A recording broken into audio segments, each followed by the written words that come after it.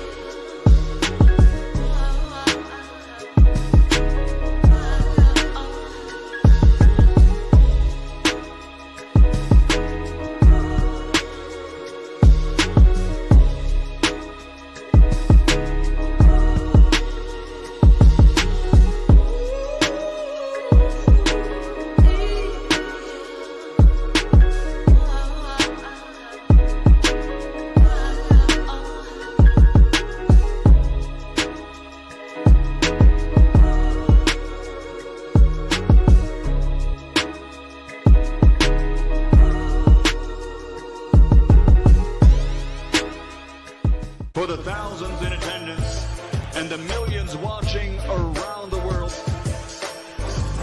ladies and gentlemen,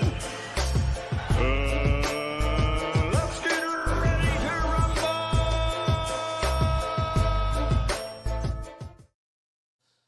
Yeah. What's up, family? This is our boy, Coach Malachi Williams in the building. We back. True Media Boxing Podcast. I gotta make sure let me open up the other one. We are now simulcasting on X, YouTube, 2 YouTube channels, on Rumble. Shout out to everybody watching on Rumble and Instagram. We're going to get Instagram another shot. Goddamn Instagram, boy. Instagram don't even play. I'll be glad when Mark Zuckerberg get rid of all that, what is it called? He said that he was forced to do it from the Biden administration. So now that Trump is president, I think he's going to be changing a lot of stuff. So yeah, what is it called? When they was what they call that shit? Man, I forgot what it's called. What they doing? Shadow banning and just blocking shit and just kicking people off their platforms for anything. They only wanted one thought group on there. So anyways, we'll see how it goes, because Facebook owns Instagram. So and the thing is, this is the thing, right? The AI doesn't understand context. So you'll be doing a show. It's not. You don't have people that's doing this stuff. It's literally their AI that's doing it. You get what I'm saying? So that's what it is. You can't. The only way you're going to be able to get to a human being on YouTube is you got to have an attorney. You got to have an entertainment attorney. I have an entertainment attorney, but it is what it is. Anyway, man, shout out to everybody. Let's give everybody a round of applause. We have over 100 already. Lord have mercy.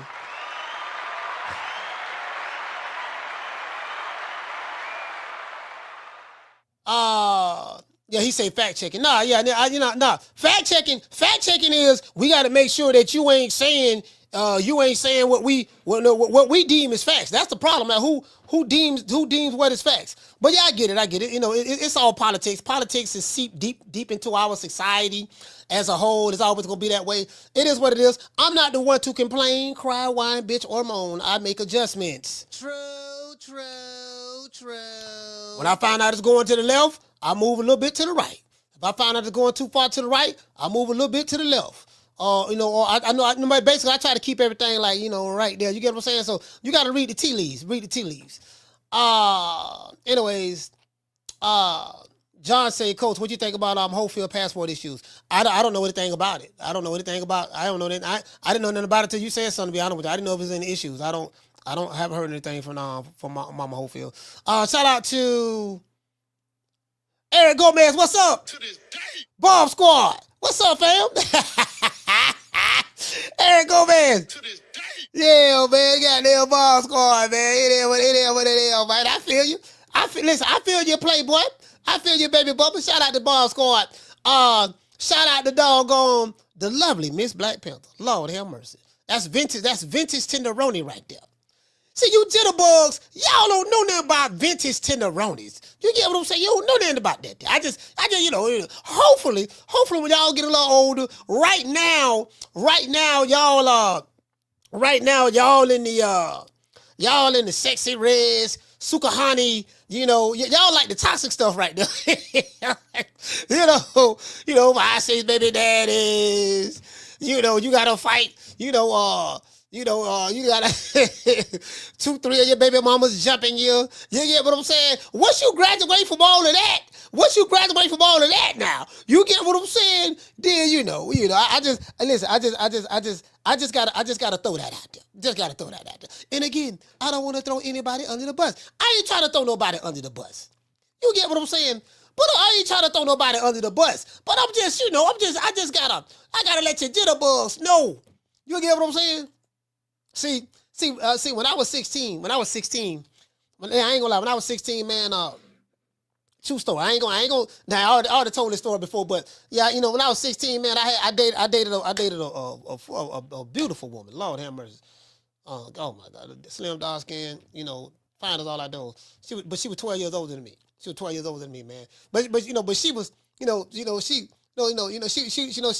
was kind of messed up. I don't want to say she was messed up by me, but I was messed up by her. I ain't gonna lie, I was messed up by her, man. So, you know what I mean?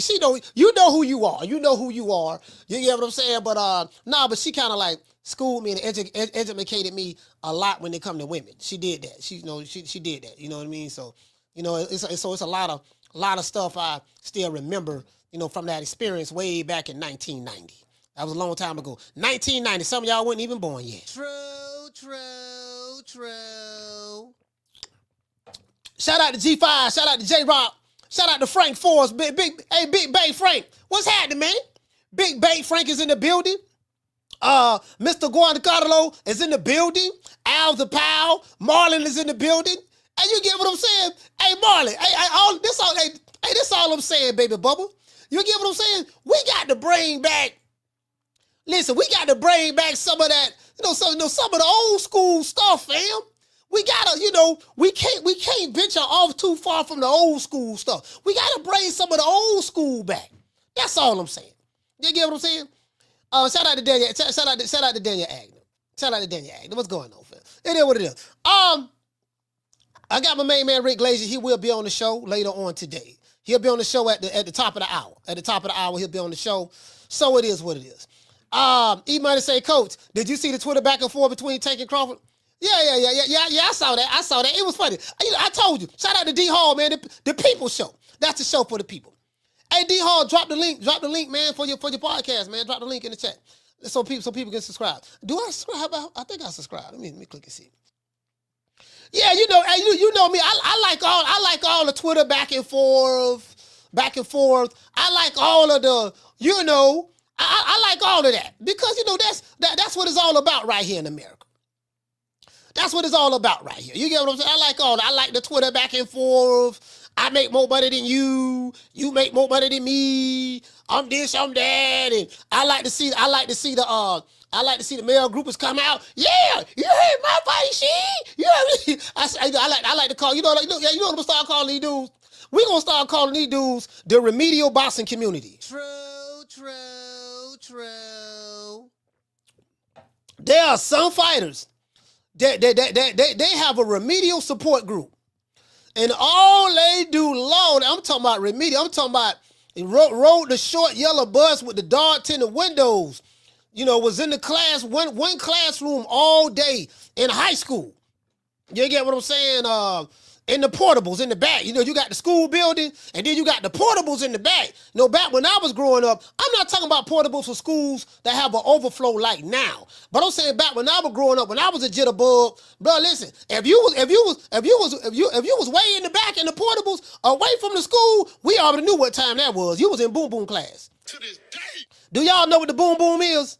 See, Florida, in Tampa, we had some called, he in boom boom class. Hey, you from Tampa? Hey, if you from Tampa, listen, if you from Tampa, it is what it is. Hold on, wait a minute, man. Hey, man, he in boom boom class. Y'all know what boom boom class is? You got to be from Tampa to know what that is. I don't know what y'all called it in your city, but listen, The remedials, you was in the boom boom class. That nigga in the boom boom class, dog. Yeah, man. He don't know. He know what 1 + 1 is. So we had to put him in the boom boom. Special ed, special ed. You know what I mean. The boom boom. You get what I'm saying? You was in that class with Roland Romero all day eating crayons. True. Yeah, he was True.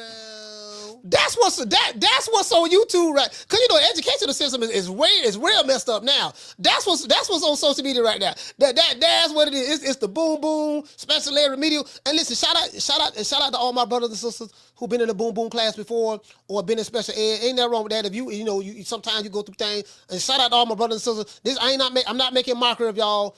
Trust me, I'm not. Please don't be mad. I'm not making mockery of y'all. But I'm just saying that's you get what I'm saying. That's pretty much. That's the drop the addies. And what the old nigga is in Chicago name. What the old nigga, what they call them crack Paul. Hey, that nigga, yeah. I bet you can't fight. Can you box? Can you box? Can you box? Huh? Can you box? Can you box? That's all I want to know. Can you box? I'm going to punch you in your face. Y'all remember hold on. Instagram? Hold on, I ain't with Instagram yet. Yeah, he would talk about, I'm put you in your face. Come to Chicago. My nigga, you 50-something, you damn near 60. You 50-something years old, living at your mama house, telling niggas to come to Chicago, challenging them to boxing matches. What you say? Nigga, you over 50. nigga ain't left the house yet. Come to Chicago. Bro, you can't.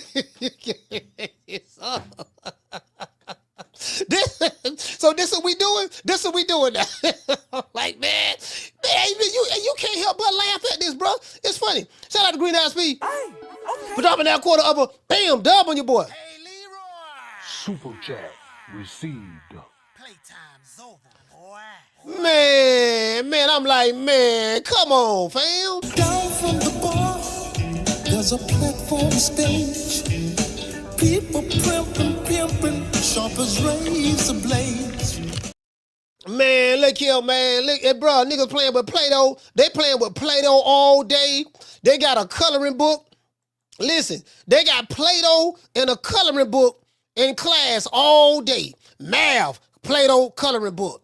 Science, Play-Doh coloring book. PE, Play-Doh coloring book. All right, Tommy. Take your coloring book with you. All right, yes, ma'am. I take it with me. These the dudes that be on YouTube right now. They 40-something. They 50s now. They 40 and 50 years old now. I mean, old remedial. Damn, 30, 20, 25, 30. They younger remedial. I'm like, man, god damn. I remember I had a nigga call me from New York, holler about, yeah, keep Errol Smith's name out your mouth. We got loan money over here. We got loan money. I'm gonna put them. He said he gonna do something with the Magnum and all that stuff there. 2 weeks later, the nigga called the show. Me and Rick Glazer on the show. He was crying. Yeah, man, what you saying, man? Man, I ain't got no money, man. You had to call the police over, man. I ain't got no money, man. Man, I ain't got no money, broke, man. I'm a single, man, I'm being raised by a single parent. I don't know who my dad is, man. Man, you ain't got to do that, man. I ain't got no money, man. Like, he said, I be on Southpaw all the time. And Southpaw, Southpaw be saying a whole lot of stuff, man. And, ain't nobody, nigga call me a cry. I'm like, wait a minute. Just 2 weeks ago, I ain't called the police on him, but just 2 weeks ago, you had... 2 weeks ago, you said you had loan money. Listen, shout out to True Dupree, man. Shout out to True Dupree on Instagram. Just 2 weeks ago, you had loan money. What happened? Now you saying you living with your mama, you ain't got no money, you broke. You don't know who your dad is. You were just mad. I was just mad because I ain't like what you said about Errol. So he got emotionally, so he started speaking out of emotions. These the dudes that's online that y'all be arguing with in chats. These are the guys who y'all dealing with. These are the guys who y'all dealing with. You get what I'm saying? He said, Coach, he said, you didn't sue him? No, I ain't. Listen, bro, I don't take this stuff serious, fam. Bro, I don't been to several fights around different cities all the time. I don't see none of these dudes. These dudes don't be nowhere. They hide behind avatars. You don't even know what they look like. You don't even know what they look like, fam. Like, come on, fam. You don't take these dudes serious. But let me tell you something. I've been on this 4 years. Ain't nothing never happened to no content creator from no nigga who no nigga holler about you better not come to a fight or you better not do A, B, C, and D. Nothing. Now, I do be some fights that go down there, Tank Davis fights. But Tank Davis got the hood niggas there. He got Pookie, Ray, Man, Laquita. He got doggone Sukahani, Sexy Reds. So that's the class of people he got that's coming to his fights. So, the nigga shit. The niggas at the liquor stores, niggas who, niggas gonna shoot you over $5. That's, so that's to be expected. Yeah, you get what I'm saying? But, yeah, I've been to several fights, man. It be cool. People just come out. People just come out and people just come out and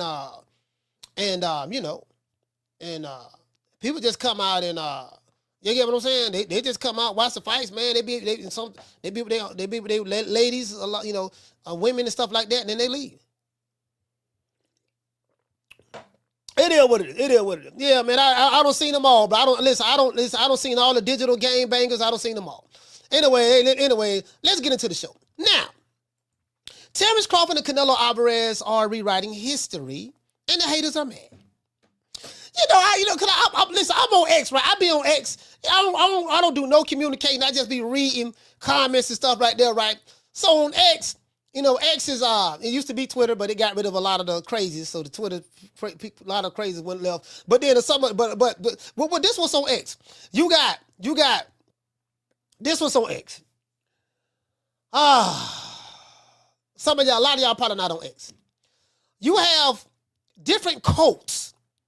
A cult, C-U-L-T, S, plural, right? Different cults on X, right?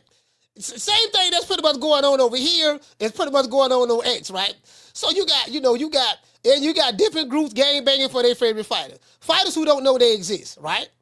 You're gonna see debates on X about who making more money. Yeah, man, my fighter made last year.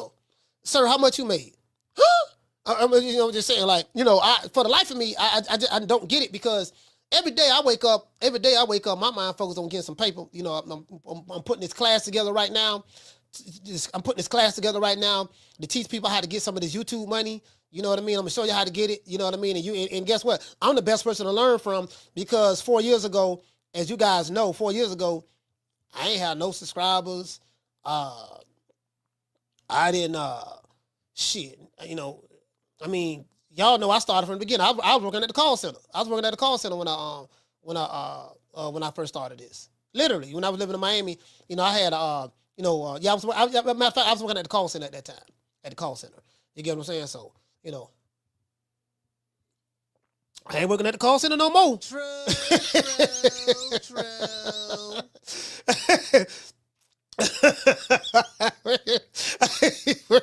I ain't working that bit no more.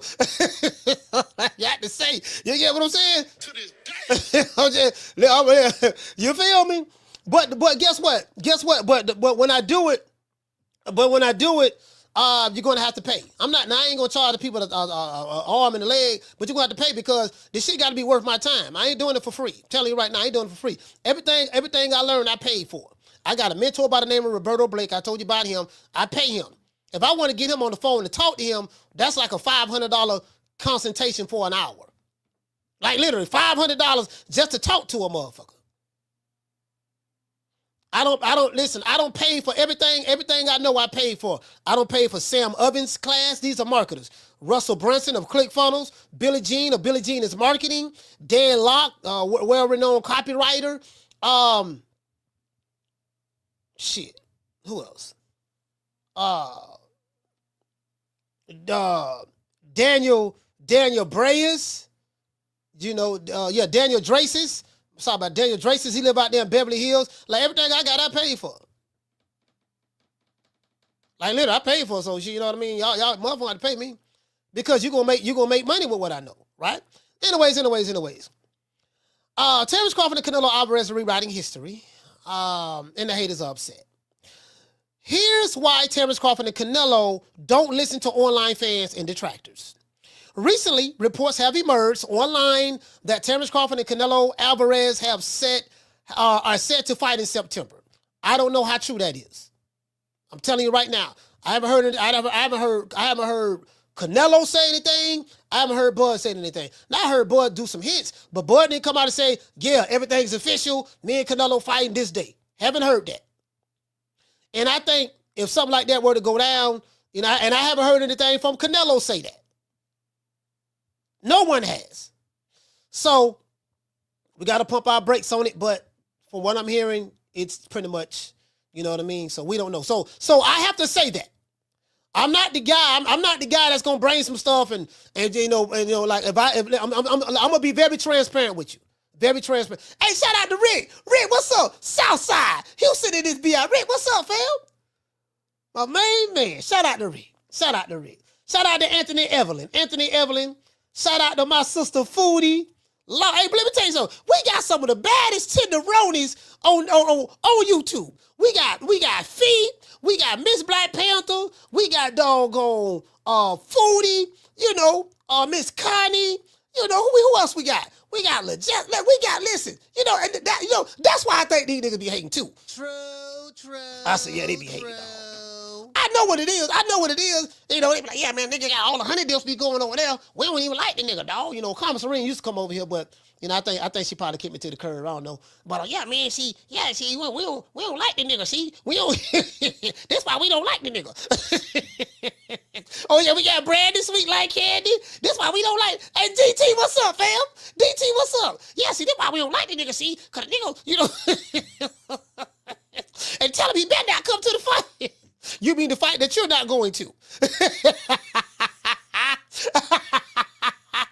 Hey, man, shout out to Ham, Miss Ham.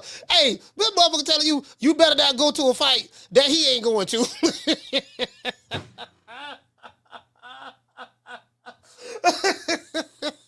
You can't make this up.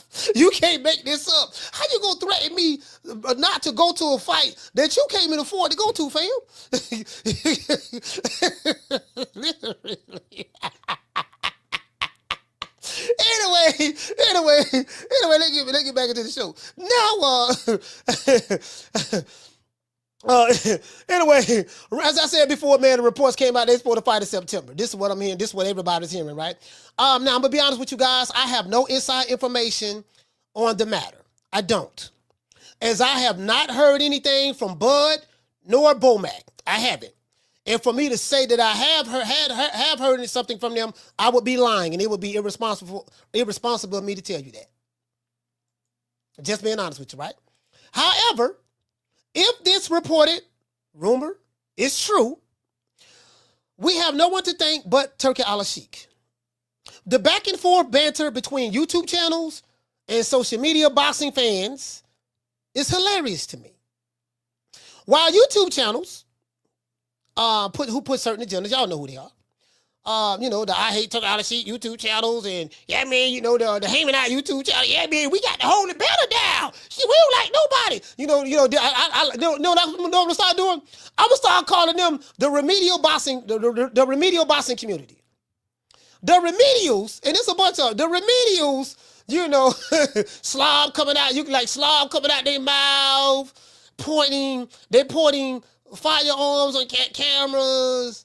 They are yelling and screaming all day, 12, 13-hour lives, wanting to argue. You get what I'm saying? I got to rebrand these dudes. We're going to call them the remedial boxing community. They're funny. You get what I'm saying? So, as I said before, while the YouTube channels and online boxing trolls pretty much were making I Hate Terence Crawford videos. Terence Crawford was working behind the scenes with Turki Alalshihk to make the Canelo fight. While online male groupies were saying Crawford doesn't deserve a fight with Canelo. Saul Canelo Alvarez met with Turki Alalshihk and to see about making that fight happen. A lot of not Canelo fans. Canelo fans, I'm not talking about them. But I'm talking about the male groupie and the male groupie element of Canelo fans. The male groupie, they got some male groupie Canelo YouTube channels. You know what I mean? Someone where Canelo draws with glow in the dark draws with Canelo face on it. Stuff like that. They do that. You know what I mean? Some have fighters' names tattooed on their hand. you know what I mean? We talk about the remedials. True. Hey, but it is what it is, man. Whatever floats your boat. You get what I'm saying? Whatever floats your boat. You get what I'm saying? So it is what it is. Saul Canelo Alvarez did meet with Turki Alalshihk. Everybody knows this, right? We saw the ring awards last weekend, and it was wonderful.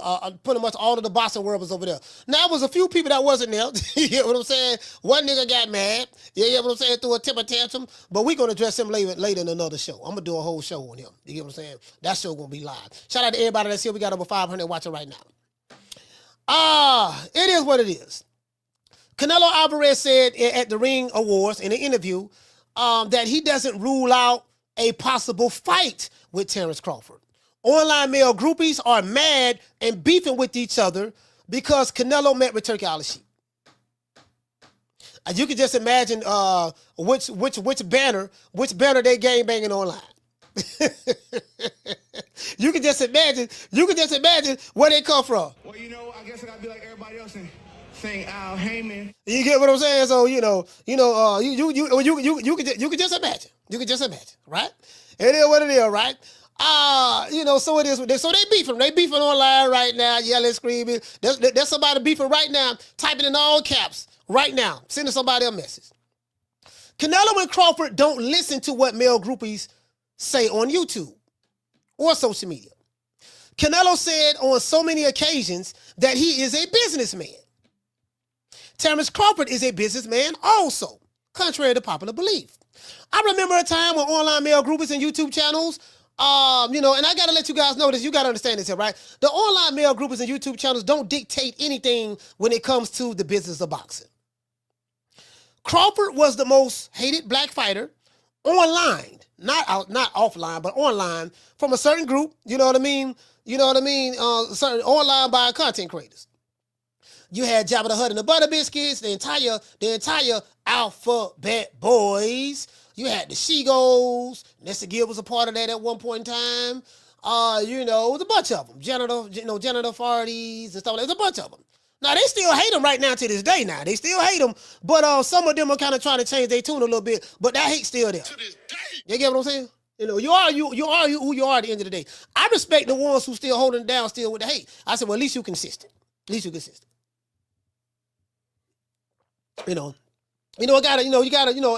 very hard for me to hate an 8-figure nigga when I got a net worth of 2 figures and some lint in my pocket.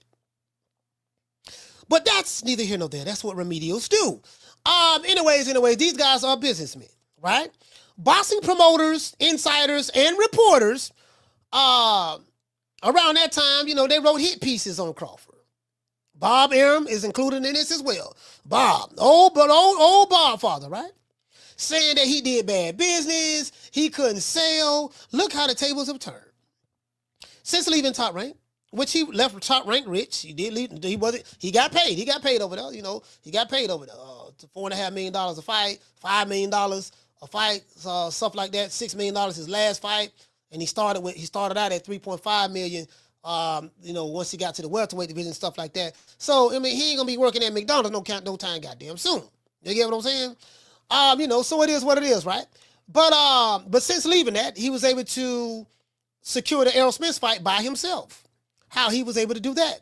Crawford convinced Errol Spence to go against Al Heyman to make the fight. Errol Spence said so himself. Errol Spence, I got videos of Errol Spence saying, yeah, man, me and Bud made the fight happen. I gave him what he wanted, this and that. And you had Errol Sexton was 38 high. Why he giving him 50-50? He don't deserve 50-50. He ain't no draw. He can't sell. All that stuff there. Y'all remember that? All the Errol Sextons? Y'all remember that? All the Errol Sextons? This my thing going out. That was the sign the contract. That was the sign the contract. 60-40, 70-30, 80-20, take whatever we give you. That was those days. Y'all remember that? That was those days. The sign the contract days. Broke niggas at home mad that a fighter who they don't know, that don't know they exist, is giving a fighter that they don't know who they hate everything he wanted in negotiations. You can't make this up. To this day. You can't make this up. I miss those days. I miss those days. I mean, you know what, man? We need to bring back sign the contract. 60, 40, 70, 30, 80, 20, take whatever we give you. We need to bring back the gun emojis. I ain't had a gun emoji in a while. I'm like, man, you know, I'm like, I need a good laugh. I need a good laugh. Y'all know I like to laugh. You get what I'm saying? So anyways, Crawford convinced Spence to go against Al Haymon in order to make that fight. Both men, Errol Spence and Terence Crawford, both men, for what we are hearing, what we heard, made about anywhere from $25 million to $30 million apiece. Both men got $10 million guaranteed. Then they got the rest on the back end. They got the rest on the shit, got the rest on the back end and shit. And niggas was mad. I remember this shit like when y'all say, these niggas was 38 hot. In the fight before that, Crawford landed the BLK Prime fight. $10 million to fight David Avenesian. I think they say David made like $2 million or something of that sort, right? I spoke to Dez, the owner of BLK Prime, myself. I have his phone number. I talked to the brother.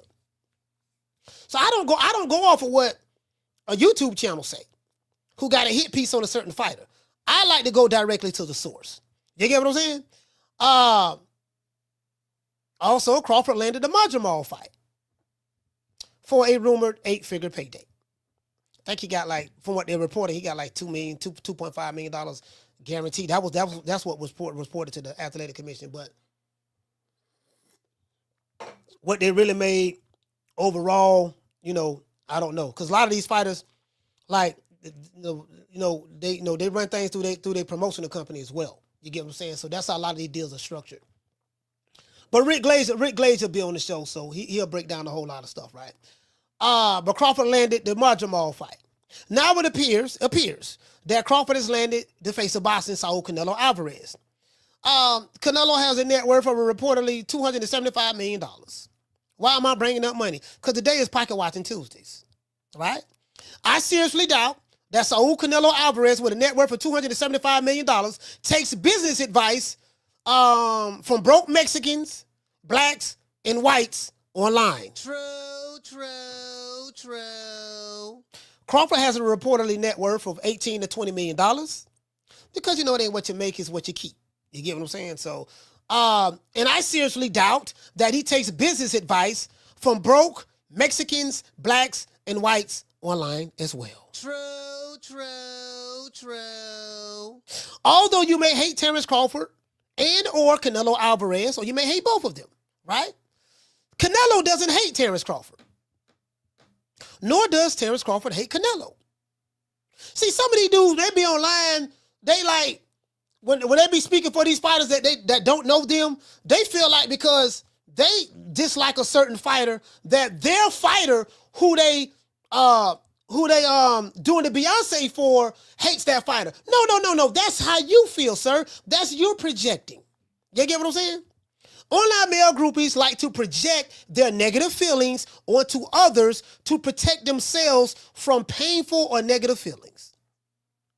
It's a coping mechanism used to cope with the reality of their situations. Thank God for Turki Alalshihk in the sport of boxing. Turki has all of the promoters working together under the Riyadh season umbrella. And there's nothing that the male groupies, especially the ones here in America, can do about it. True. In my opinion, boxing is in a good place, and 2025 will be bigger than ever. That's my opinion. Drop the added t-shirts and whole products merchandise. You can get it right now at CoachMalachi.store. Today's show is sponsored, by Foster's Barbershop. You know, if you're ever in the city of Tampa, or West Tampa to be specifically, if you ever seen it to Tampa, please go by Foster's Barbershop, holler at my homeboy Ben, and we'll get you right. Foster's Barbershop is probably, because I got quite a few of my homies got barbershops, but it's probably, I would say, it's the best barbershop in the city that I can like literally. Just the way he remodeled it, it looks very, very nice, man. So today's show is sponsored by Foster's Barbershop. West, y'all. Support the movement. The Cash Apps. Y'all know Cash Apps. Super Chats, all that good stuff. Let's give everybody a round of applause. Yeah. So I'm like this here. I've always been like this here, right? I've always been like this here. You know, I'm not the one to ever overstep my bounds, right? I know my position on the chessboard. When the pawn starts thinking that he's the knight without having to fight to get to the other side, or he starts thinking he's the bishop or the rook or the queen, hell, or even the king, that's, that's when it's a problem. Hold on, swole up. You ain't no shot caller in this situation. You might call shots with Pookie, Ray, and Man. You might call shots on that PS5 you playing all day. You might call shots on that weak ass weed you smoking, that Reggie you smoking all day. But when it comes to this here, baby boy, you don't call no shots over here. Again, as I said before, these guys are multimillionaires. Me and your feelings or thoughts or whatever is never a part of the equation. You get what I'm saying? So it is what it is. Shout out to Summer in November. Summer, what's going on? Green Eyes P is here. Who else is here?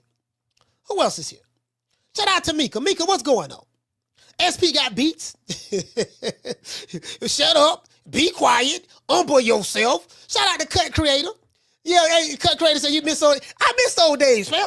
Listen, I really do miss those days, fam. Man, you know what? I never thought in my lifetime that I would miss the drop the Addy days. I never thought I would miss drop the Addy days. I'm like, damn, dog. Like, I got shooters. Niggas used to make videos about me. They ain't making videos no more. I hope Janitor Farty and one of them niggas make a video. Just shoot it. Make a video about me. Go ahead and make a video. I need a good laugh. I can't stand that nigga, dog. I swear to God, I don't like that nigga, dog. I don't like him. He's a bitch. When I see him, I'm gonna do A, B, C, and D. Dude, but you don't never leave your mama house. How you gonna do it? What, you gonna do that from your mama house? You gonna do it from your baby mama house? Sitting on that rent-a-center furniture? You ain't paid that rent-a-center furniture right. Right now, there's a man in the Pookie that's online all day. A remedial, arguing about Tank, arguing about Devin or whoever, or Canelo or whatever. There's remedial right now. He like, yeah, boy, I'm trying to tell you, boy, the tax season now. Boy, I'm trying to tell you, boy. Listen, my baby mama. I need my baby mama. I can't wait till my baby mama get them income tax returns because she supposed to get me $1,500. True. I'm not finna argue with you, fam.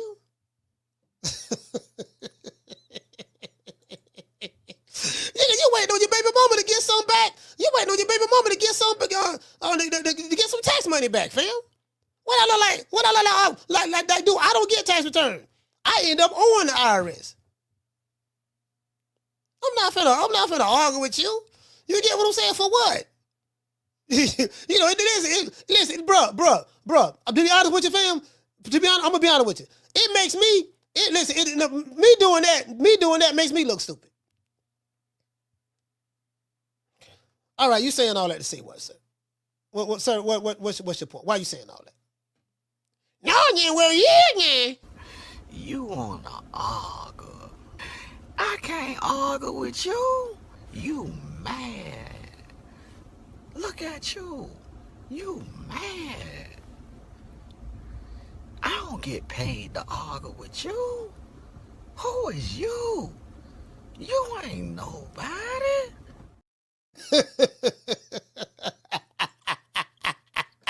Hey, it is what it is, man. The stickiest of the icky. You want to smoke with the old boy Rick James? Let's get into the show, man. Shout out to my main man, Six Figure Johnny. Well, I guess I gotta be like everybody else and sing Al Heyman. I can quit my job now, baby. 6 figures, baby. You feel me? I'm about to But a name. Do you have a name? Oh, nah, I ain't got no name, Name them names, man. They know who they is. Name them names, please. The names need to be named. They know who they is. The Mexican monster. Man, shout out to my main man from the South Side. Hey, Rick, I can't wait to get to Houston, dog. When I get to Houston, I'm gonna call you now.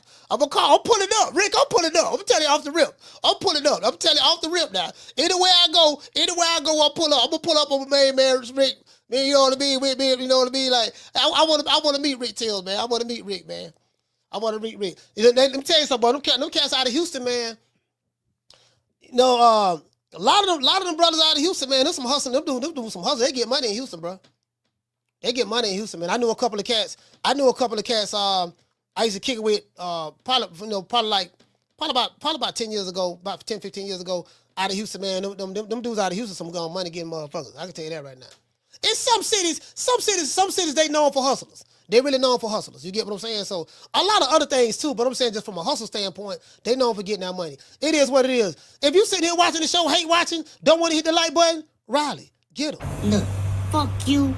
Fuck the plane you flew in on. Fuck them shoes. Fuck the socks with the bell on it. Fuck them cheap ass cigars. Fuck your yuck mouth teeth. Fuck your hairpiece. Fuck your chocolate. Fuck Guy Ritchie. Fuck Prince William. Fuck the Queen. This is America. My president is black and my Lambo is blue, nigga. Now get the fuck out of my hotel room. And if I see you in the street, I'm slapping the shit out of you.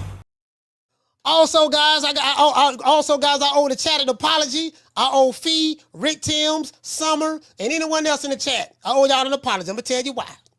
From this point forward, Coach will not be saving hoes no more. When I say about that, on this show, I've been a Captain Save a Hoe, trying to save niggas who I knew was hoes, and y'all were pushing up on their bumper and stuff like that. And I was telling y'all, I was trying to get y'all to stall them out and stuff like that. That's my fault. I had my cape on my back. I was trying to save some of these hoe ass niggas. You know what I mean? And I won't do it no more. I can promise you that. If y'all want to get on their bumper, get on their bumper. I have taken the cape off my back. We are not saving any more hoe ass niggas. If a nigga reveal himself to be a hoe, y'all want to get him? Get him. True.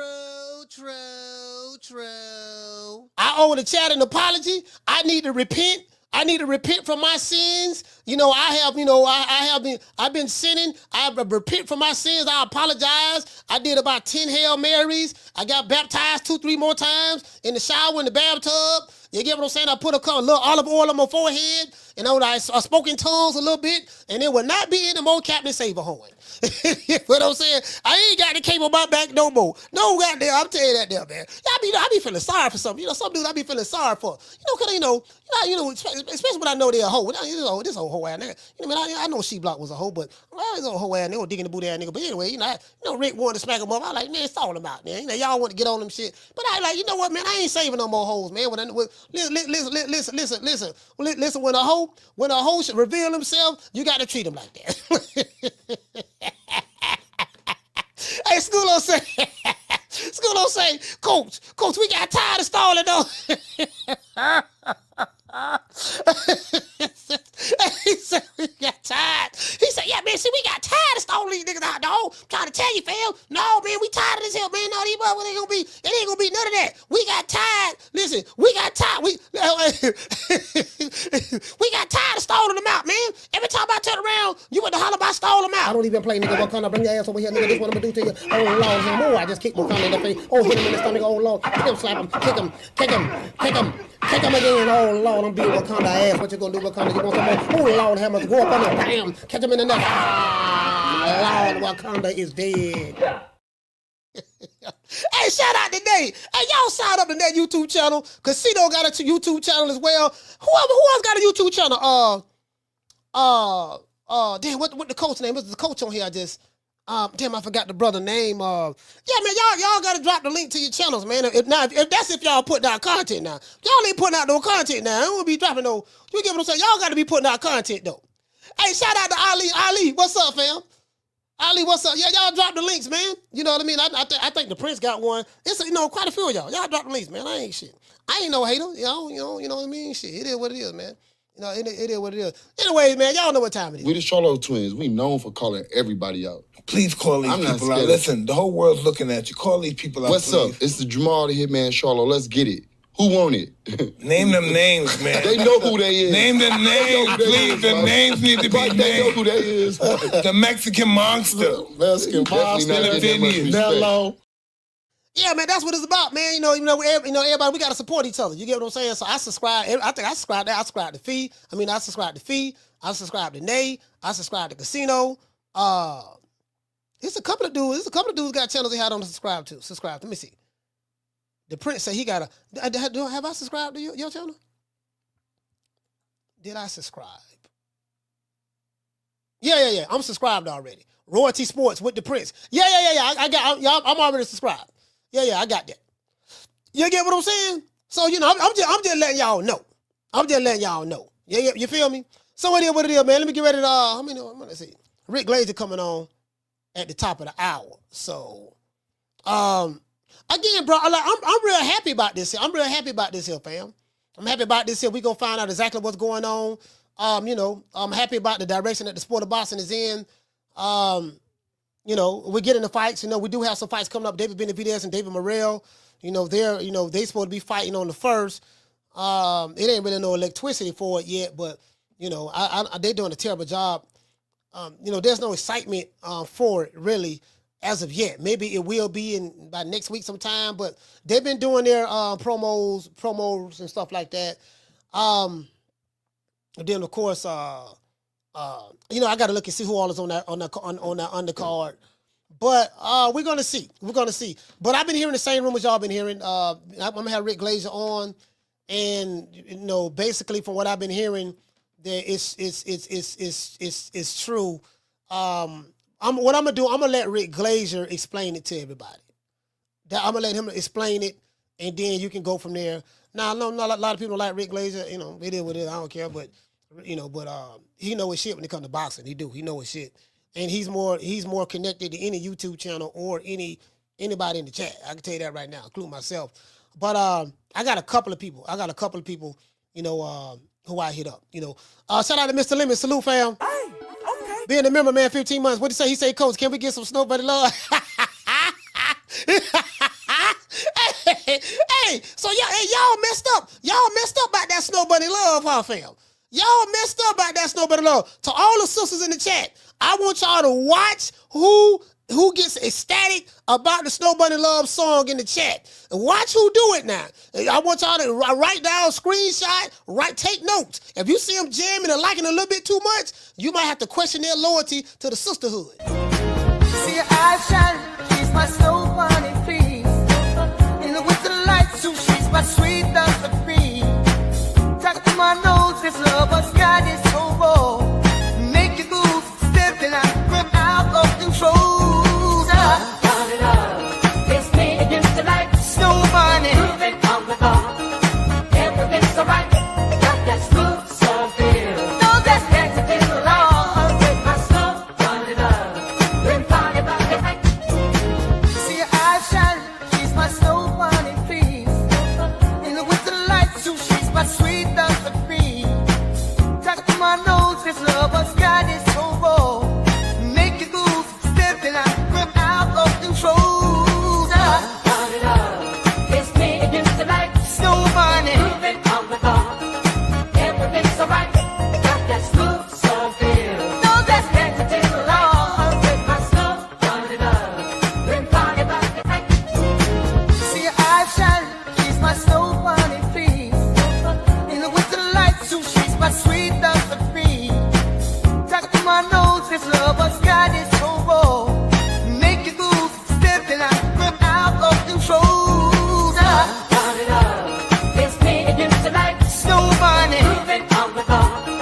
Everything's alright. Got that smooth soul feel. No, that's dancing in the lawn. With my Snow Bunny love. Then party about the night. Hey, shit bumping. I ain't gonna lie, dog. That shit bumping, dog. Hey, it's bumping. Hey, listen. It's bumping, dog. It's bumping. That shit bumping. That nigga laid that shit down. That nigga went to the studio, got with Dr. Dre. He got with the AI. And listen, he went to the studio, got with the AI version of Dr. Dre. he got with the AI Dr. Dre, went in the studio. Hey, listen, shout out to the goddess. Went in the studio, laced the track. They had Snoop Dogg and Warren G in the back doing background vocals. They had they had Kendrick Lamar. They heard they had Kendrick Lamar. He was mixing it. They done went to lab. Man, Lord have mercy. Bro, he got that bitch bumping too, boy. Like, yeah, man, I don't know, bro. I'm trying to tell you, dog. This been bumping, dog. I don't care what nobody say, dog. Like, this shit remind me of goddamn it, some confunction when it came out with in the early 80s, dog. You know what I mean? Now, you know what I'm talking about? I hear what you're saying. Yeah, power to the people, revolution, all that stuff, that man. But right now, I'm bumping this Nobody Love. True. Revolution, what's this song on with? I'm like, man, this nigga. Oh my God, Dr. Umar got to sue that nigga there, boy. He got to sue. This dude got to be. Hey, shout out to Sean. Hey, Sean, shout out to Sean Parker. Hey, Sean, he got to get sued, dog. Bro, it ain't, listen, Dr. Umar can't let that dude slide with that. He can't let him slide with that, fam. He has to sue this dude. This dude got to get sued, fam. Man, listen, it got to be, listen, we suing, we pulling up. It got to be one of the two. Dr. Umar from Philly, right? Yeah, he from Philly. Look, we either gonna sue the dude or we pulling up. We gonna pull up in the name of Pan-Africanism. Yeah, he bodied Umar with that. It ain't no coming back from that one. It's hard to beat a hit record. It's hard to beat a hit record, dog. It's hard to beat a hit record. Yeah, man, you know what, man? Like, yeah, we gonna have to, man, we gonna have to pull up on that one. That might have to be a pull up. You get what I'm saying? Like, it might be past, even though, no, we taking him to court. You get what I'm saying? He probably need to use, this is what Umar gonna have to do. Umar gonna have to get with the lawyers, the attorneys that Bill Haney used, right? In the Ryan Garcia lawsuit. Bill gonna have to, Dr. Umar gonna have to use Bill attorney. I advise him to get with Bill, see what he get him an attorney. You know what I mean? They say Umar ain't paying nobody. Everybody got to work for free, so he can get with Bill, stuff like that. Hook up with their attorneys. But yeah, we gotta sue him. He gotta be sued.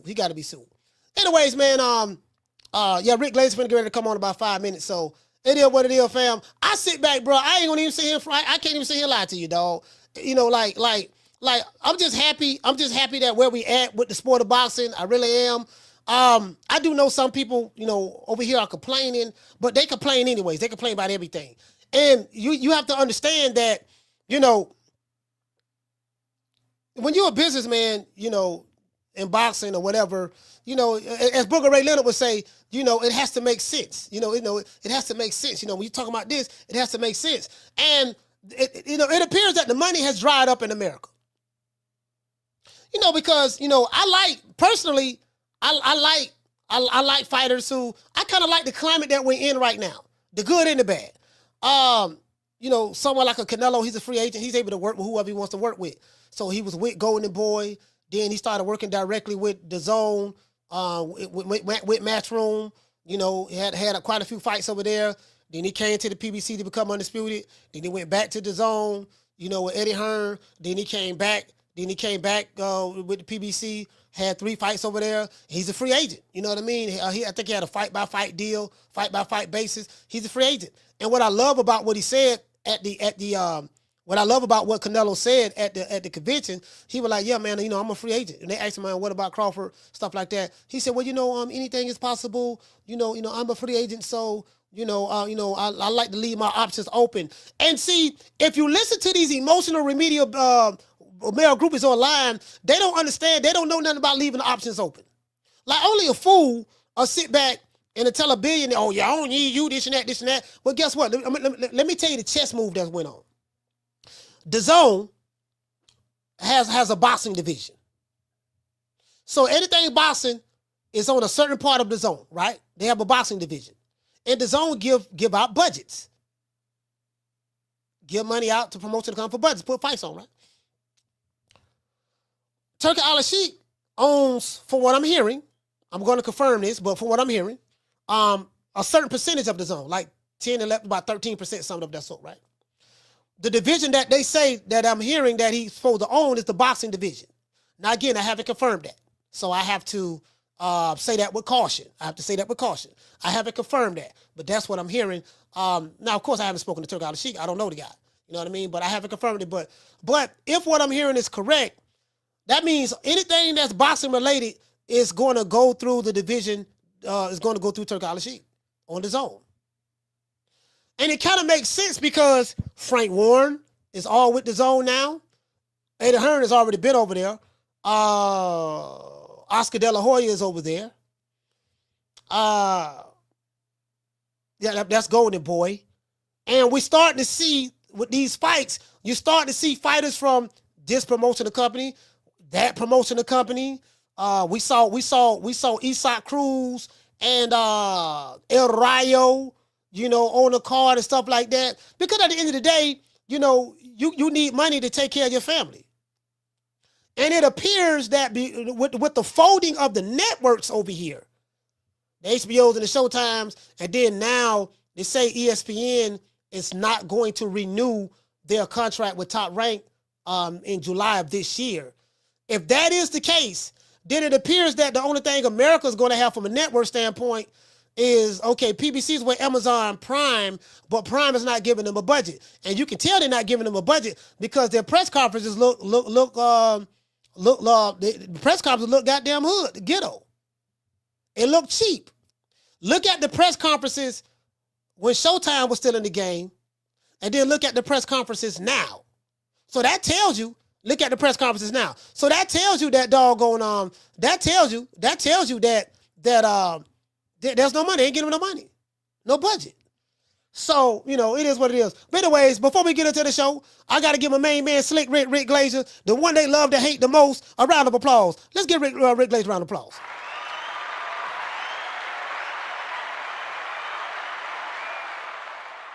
Slick Rick, what's going on, baby boy?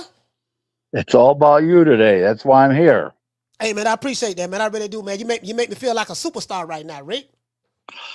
Well, you're heading in that direction. You're trending positively. How's that? Hey, Rick, listen, man. I called you here, man, because I wanted a little bit more insight. You got a little bit more insight on things that I do, and I talk to a lot of people. But from what you're hearing, what's going on with Crawford and Canelo, about these rumors that there's a deal in place for September of this year. Is there any validity to that? Well, they are in talks. They're in deep discussions. It's going in a positive direction, but nobody has signed anything yet. But it would be in September. It would be in Las Vegas. And it would be, they can both take interim fights up until, I think it's May 15th, I think is going to be the last date. And it's what I'm told. They're rip roaring ready to go. I think they're going to be able to get this together. You say that's what you're told. Told by who?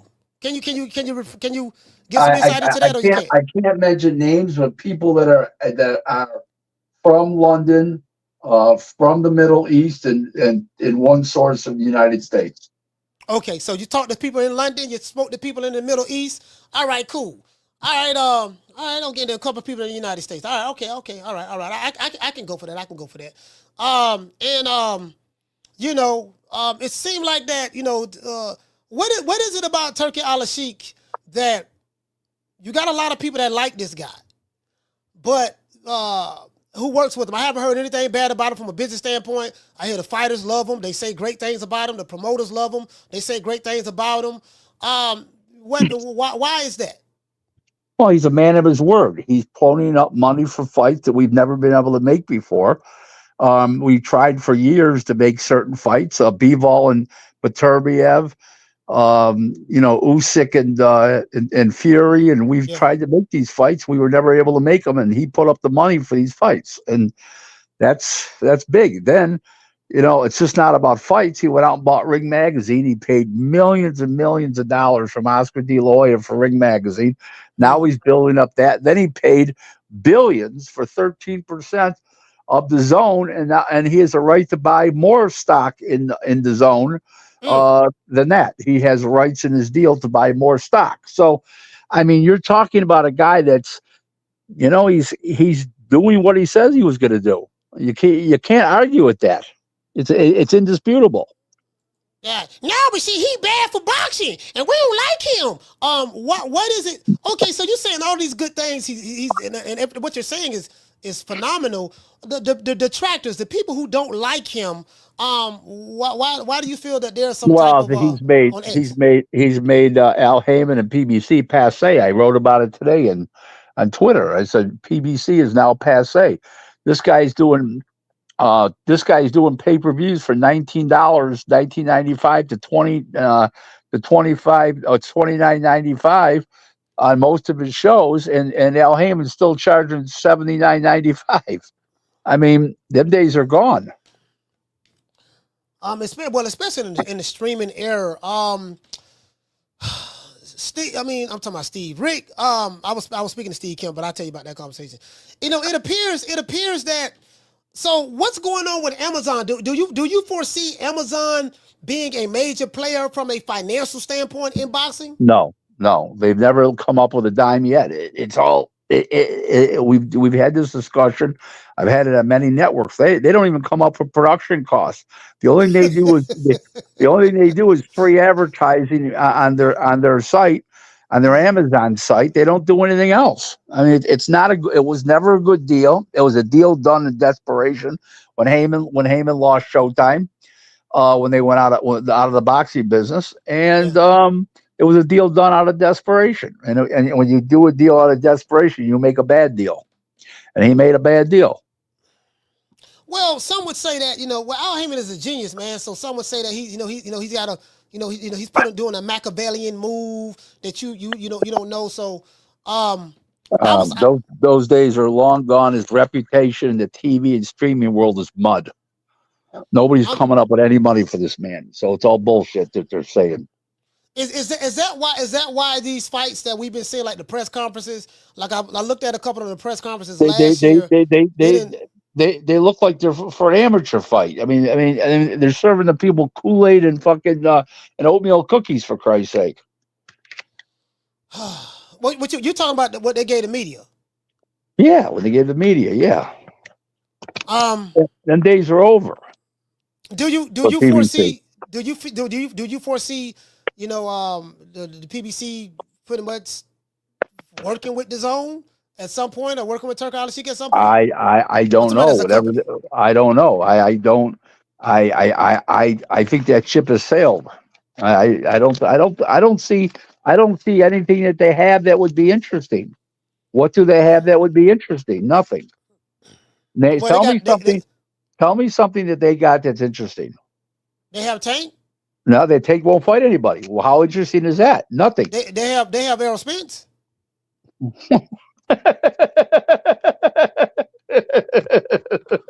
Come on, you didn't just say that, did you? They have the Charlo brothers. They haven't fought in years. When's Charlo's fought? One hasn't fought in over a year. One hasn't fought in way over a year. They got they're not attractions. They got Frank the Ghost Martin. They're not an attraction. They got Tank, and he won't fight anybody. Yeah, I got it. What listen, they got my main man Caleb Plant over there though. They got Caleb Plant. So okay, big deal. David Benavidez. He's like they got David Morrell. Okay, one of them's going to eliminate the other one, and David Benavidez has never been a pay-per-view attraction. Yeah. Well, they don't have anything. They don't have anything. There's nothing there viable. What do they got? Yeah, I'm trying to come on, Rick, and you putting pressure on me. I'm trying to think. I'm trying to rebut what you're saying. Well, I'm gonna do your thinking for you, champ. There's nothing. They got nothing. They got Booker Ray Leonard. They got Roland. They got somebody in the chat said they got Roland Romero. Roland Romero they got Big Rolo now. Yeah, come on. These fighters mean nothing. Rolly's a star. That gotta count for something. Rolly's one punch away from getting extinguished. He already got extinguished at one punch with Pitbull Cruz. I mean, he's done. These guys, there's nothing there. Yeah, Rolly, man. God damn, boy. And, I'm trying to argue it, but when I think of, because some of these guys are not fighting. The Charlo's not fighting. I mean, Jamal Charlo, I don't know. I think he in rehab still. What about Earl the Pearl Spence? Hasn't fought in a year and a half. Last time we saw him, he was bouncing off the canvas 3-4 times with Crawford.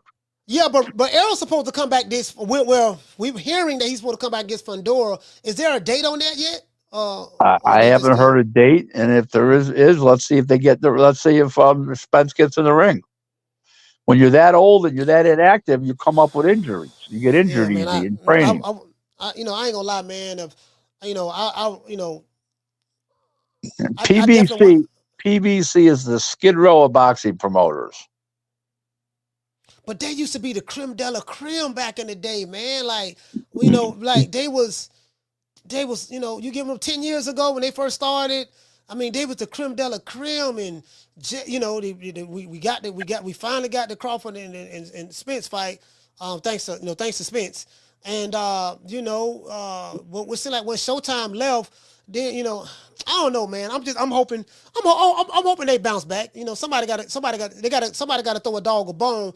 I think they're gonna have to try to do a partnership or you're gonna have to go to the zone because everybody else over there, everybody else working with Turki Alalshihk. So that's where the money at. Has the money dried up in America for boxing, in your opinion? No, just getting redistributed. That's all. Redistributed where? In other words, the fights are getting bigger and they're all over the world now. In other words, boxing's a global sport, and they're in Riyadh, they're in London, they're in the United States, they're all over the place. They're in Japan with Anui. So boxing just got bigger worldwide. The popularity of boxing worldwide is off the charts. In the United States, it's gone down, but it's not. It doesn't mean it's totally bad, but it's just not what it was. It's so universal now. Boxing is a global sport, but us Americans, we are so, if it's not over here, it ain't we're out of touch. Yeah, we're out of touch. I agree. America's out of touch. Yep. Yeah. America's out of touch. Absolutely. Because when I talk to a lot of American boxing fans, like right here in my city, all of them, oh man, what's going on in the sport? Who's supposed to be fighting next? They don't really keep up with it. When Tate's supposed to be fighting? That's about all they know. And it's like, boxing dead. We don't have any heavyweights. Well, we got Wilder, but that's kind of like Wilder don't have his peak and fell. So it's like, bro, we don't even have any like heavyweights. I can't believe it, fam. Like, I never would have thought that over here in America, we would have fell off this bad to where we don't have any heavyweights. We had one. We had Wilder. We had Trevor. What's the new name? Trevor Bryant. What's the new name? Trevor Bryant. Trevor Bryant. Bryant. Didn't nobody represent for Trevor Bryant. When Wilder got beat by Tyson Fury, Trevor Bryant was the WBA regular heavyweight champion. Nobody represented for him. Right. Hey, this is it's just nobody's paying attention. Just the media is not paying attention to unless they're the biggest names like Canelo and Tank and Crawford and these kind of guys. They're just not paying attention in the United States unless they're those guys right there. It's just the way it is, someone like a Canelo seems to be like an ambassador of the sport. Were you shocked to see Canelo over in London talking to Turki Alalshihk? No, I just said, it took him so long. Yeah. To meet Turki Alalshihk. I think when he was over there, when he did the one fight, when he was on his last fight at the PBC, I see a lot of Canelo, not fans, because I don't want to disrespect the fans, but I'm talking about, every boxer, most the popular boxers, Rick, they have a male groupie element to them. So you got fans and then you got the male groupies. I don't even they pass fanboys. This is male groupies. And it's kind of like, Rick, you've been around long enough. You remember Michael Jackson in the 80s. You remember how popular Michael Jackson was. People was fainting and falling out at the sight of Michael Jackson. So a lot of these guys, in the 60s was Elvis Presley. In the 70s it was Mick Jagger. In the 80s it was Michael Jackson. Yeah, facts. And but it seemed like that. It seemed like over here, these guys, it's like they always complaining. They always mad. Like Canelo was doing business, to your knowledge. Do these fighters who are millionaires, when they make business decisions, do they take what people say in comment sections on the YouTube videos or posts on Twitter into consideration? No. They don't? They listen to their people around them that they pay. If they ain't paying you, they ain't listening to you. So if I'm a pro Canelo and I hate Terence Crawford, do Canelo listen to those guys and say you don't need to fight Canelo, fight Crawford to give him a payday? Do he listen to them? Nope. He listens to people that he's paying. That's why he's paying them. I was under the impression. I was under the way these mofos be talking online. I was under the impression that goddamn it, that he taking advice from them. All right, so we debunked that. Maybe Al Heyman took their advice. Al, man, look here, man. You ain't be talking about Al. You know we represent for Al Heyman every day over here. This is a pro Al Heyman channel. I just need you to know that. So you got to get on. You got to get on code, Rick. That is what it is. Well, We team Al Heyman over here. my condolences to you. That ship is sinking. That ship is sinking. I'm going down with the Titanic then. If love and Al is wrong, I don't want to be right. If the ship's sinking, Rick, I'm going down like with the Titanic. Somebody said that somebody said they have a couple of fights planned for March and April and May, and I said, well, that's great. I said that's like rearranging the chairs on the deck of the Titanic. Rick, what's up, Rick? Do you want to take some phone calls, Rick? Because the people want to talk to you. Absolutely, I'll take phone calls. Only because it's your show. All right, look here, man. Phone lines open. 530-494-9636. It's strolling at the bottom of the screen. Anybody got some questions or some for Rick Glazer, call the show. We're waiting on you. And I'm taking compliments today only. Yeah, he said he's taking compliments on today only. Now, you know what I mean? So y'all go ahead and do that there. Anybody want to call the show, y'all call into the show and and talk to Rick Glazer. Rick, man, I like what I'm seeing. I like what I'm seeing in boxing right now. I'm not even gonna lie. It seems like it's changing. It's shifting. How do you feel about that? Like you said, it's more spread out. I like it. It's more spread out. I mean, huge fights in Japan, huge fights in Riyadh, huge fights in London. They're huge fight, and and the United States gets their fair share, and it's more spread out now. That's all there is to it. Boxing's not becoming a niche sport. Boxing just becoming more global. Right. And that's what people aren't getting. Yeah, boxing is becoming more global. We don't have a monopoly on it anymore. I totally agree that, and the competition has gotten better globally as well. They got better. Right. Yeah. Of course. No question about it. All right, caller, what's your name? Where you calling from? Martin from Oakland. Martin from Oaktown. Talk to me, brother. Yeah, Coach, my question for Rick is, how do buyouts for fighters work? Do all fighters have a buyout clause in their deals? Kind of like the whole situation where Tio is claiming he wants to buy out his deal. And how much are those typically? No, there's no buyouts in any deals. So you have to negotiate that deal independently of the contract. So it's not in the contract, but like what's his name? Bob Arum sold off Floyd for $750,000, but that was almost 20 years ago. That was almost 20 years ago. So things do change. You know what I mean? But I don't think T.O.'s getting sold too fast because T.O.'s a headache, and nobody's going to be looking to put money up for T.O. to get to buy Top Rank out. That's like purchasing aggravation. Yeah, I hear it. Thank you, Rick. All right, salute, man. Shout out to Martin, man. Oaktown. Yeah, Rick. Yeah, T.O. T.O. trying to go to T.O. He fight. I guess he fighting on several fronts. He's turning down fights. But I love what Canelo, Crawford, are doing. Let me ask you this, Rick. Because if you listen to a lot of these guys on X and stuff like that, you would think that their hatred of Crawford or Canelo or whatever that reflects how Crawford and Canelo feels. Do you know anything about Crawford and Canelo hating each other? I don't think they hate each other. I would think there'd be more respect than anything else between them because they're as good as both of them are, and they're as accomplished as they are. So where would the hate be? They weren't never in the same weight class, at the same time. And Crawford just got to 54. The other guy hadn't been in 54 in many, many years. And there's no hate. They just the best should fight the best, and they're the best, and they should fight each other. And it's to be the most amount of money available for any fight right now going forward that I know of. What's the have you hold on, we got another call calling in. Caller, what's your name? Where you calling from? Jamie from New York. Jamie, talk to me. Coach, how are you, man? Blake, what's up? Not much. How you doing? How are you, sir? Good. I'm good, man. I'm good, brother. Yes, sir. Coach, I hope it's true. I hope Bud lands this fight. I'm happy for him. I feel that Bud needs this, you know, to solidify his legacy. So here's my question for Mr. Rick.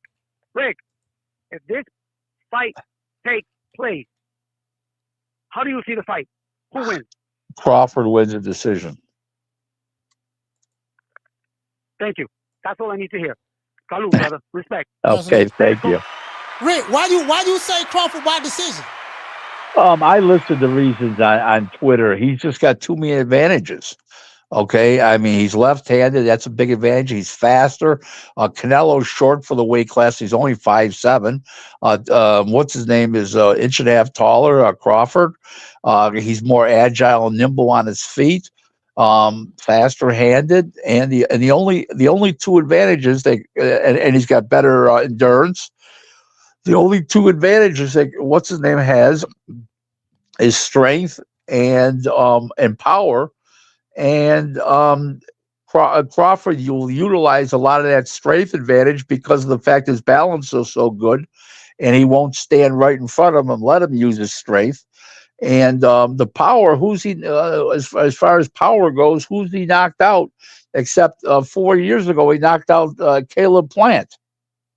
You know, I mean, who's he knocked out? He's gone the distance in like 6 straight fights. Come on, you know, Canelo. You know, and Crawford, he's deadly. You know, he's a really good knocker. He's a good puncher, very accurate. And I don't think he knocks him out, Crawford, but he wins a decision for me. That's what I like, a decision by Crawford. Carter, what's your name? Where you calling from? Man, Coach, what's going on, man? It's Casino Life Prayers, man. Casino, ATL, talk to me. What's going on? What's going on, man? What's going on, Rick? Not bad. Welcome aboard from Atlanta. Yes, sir, man.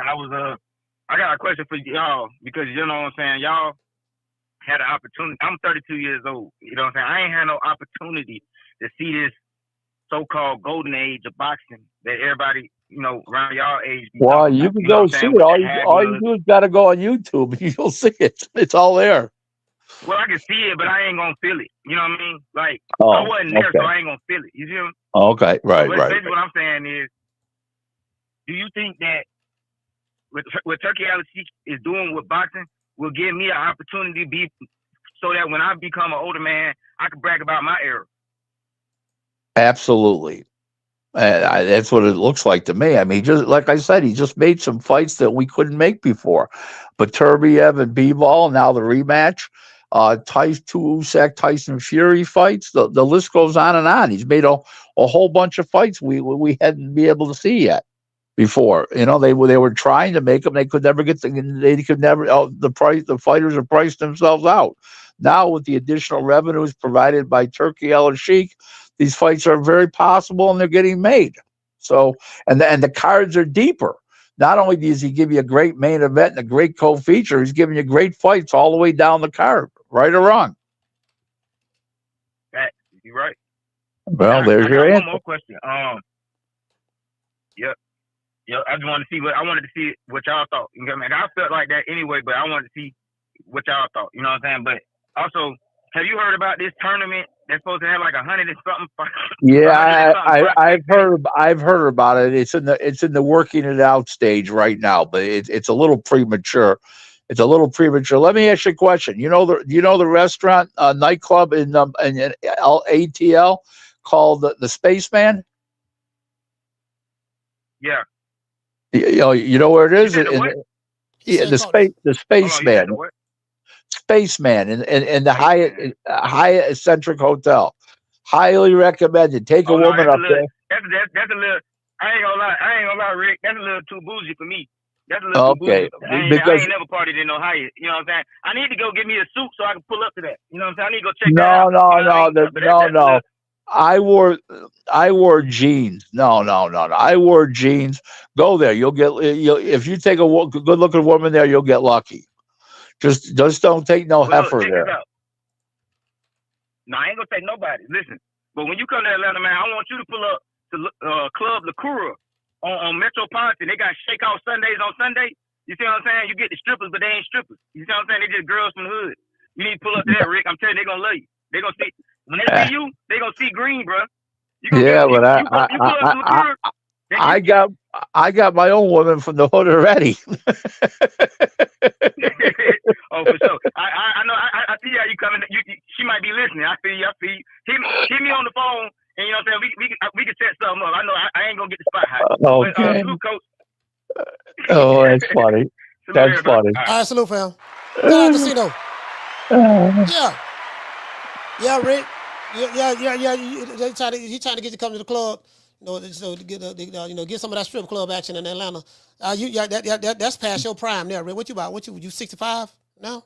I'll be 67 and coming up here in April. I'll be 67. I'm not a young chicken. I'm not a young guy anymore, but I can handle myself with the women still.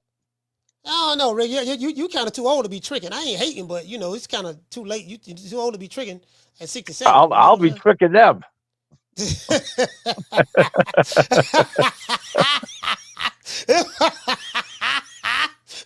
Rick, I see Rick tricking in the ATL. Hey, you know what? That should be a movie. Rick tricking in the ATL. Oh, goddamn, Rick Glazer. Goddamn. Hey, Rick, check it out, man. So, damn, bro, I was looking at, they pocket watching Tuesdays. I was looking at the Canelo net worth. That man got a net worth of $275 million from what Celebrity Net Worth say.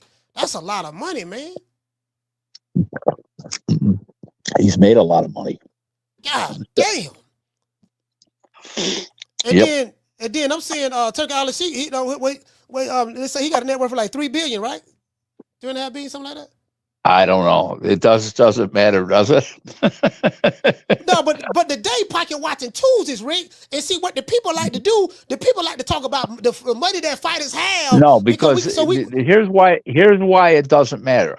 Turki Alalshihk is not using his own funds; they're country funds, and this country is Saudi Arabia. They're putting up the money. He may be worth $3 million. I'm not disputing his wealth. Don't get me wrong, but what I'm saying to you, it's not his own money. Billion, right? I'm not questioning his wealth. I'm saying to you that he's not using his own money; he's using the country's, and that's great. And the country keeps printing more money. They don't have to call up White Owl Reed and ask for $500 million, and we need a transfusion and everything else. Yeah. They just call up the printing press and say, "Roll a few billion more up there." Damn, they got that oil. They got that oil money, but it's kind of hard to compete with that. It's kind of hard to compete with that. You got a whole country. Right. That's why I wrote today on Twitter that Al Heyman, PBC, I didn't mention Al Heyman, but PBC is passe. Between their high pay-per-view prices compared to this, and they can't pay the fighters like these guys are paying the fighters, it's passe. It's over. Damn. You can't compete with that. Where are the more questions? We got to have more questions. Where are the questions? Where are the questions? Oh, y'all, what's up? Hold on. Y'all got any questions in the chat? Y'all drop the questions in the chat, man. So hopefully we can get it. Y'all got to at me though. If you want to get my attention, you got to send it with a super chat though. If you send it with a super chat, I'll probably be able to see it. Right now, we got over 800 people watching this show, Rick. I'll say this here. The question I have is this here. Canelo is a free agent. He moves pretty much, I guess, on a fight by fight basis or whatever. Do you think that's the model that every fighter should employ, or that only certain fighters who have a certain status should employ that? Right. Only certain fight. Crawford can do that. He can do that. Certain fighters can do that. A lot of them can't. That's absolutely true. So if Turki Alalshihk don't never come in the game, we never would have been able to get Dimitri Bivol versus Beterbiev twice for the second time, the rematch. We got it last year. I remember a time when that fight was trying to be made. We hearing that they were trying to make that fight happen. For several years, 3-4 years. But the WBC, I remember Mauricio Suleiman said that we're not going to sanction the fight because of what's going on with Russia and Ukraine. That was for about 3 weeks.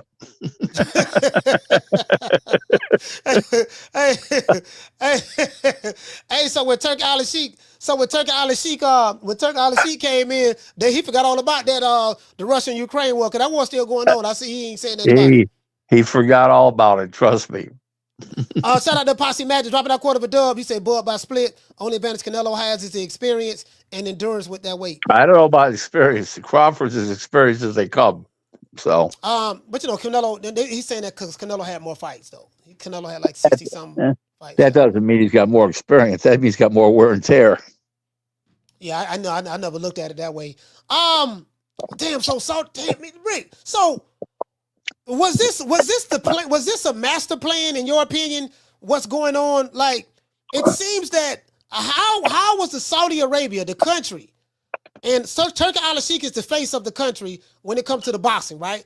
So, how was this the plan of the kingdom all along? To when did this come about? Because you've been in boxing a long time. Nobody really knows what really happened, but they wanted to get into boxing, and they got in a big way. And Turki Alalshihk loves boxing. He admires fighters.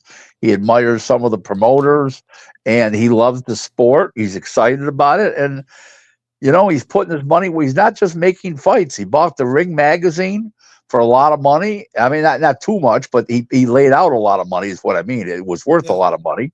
Okay. Just the name in itself.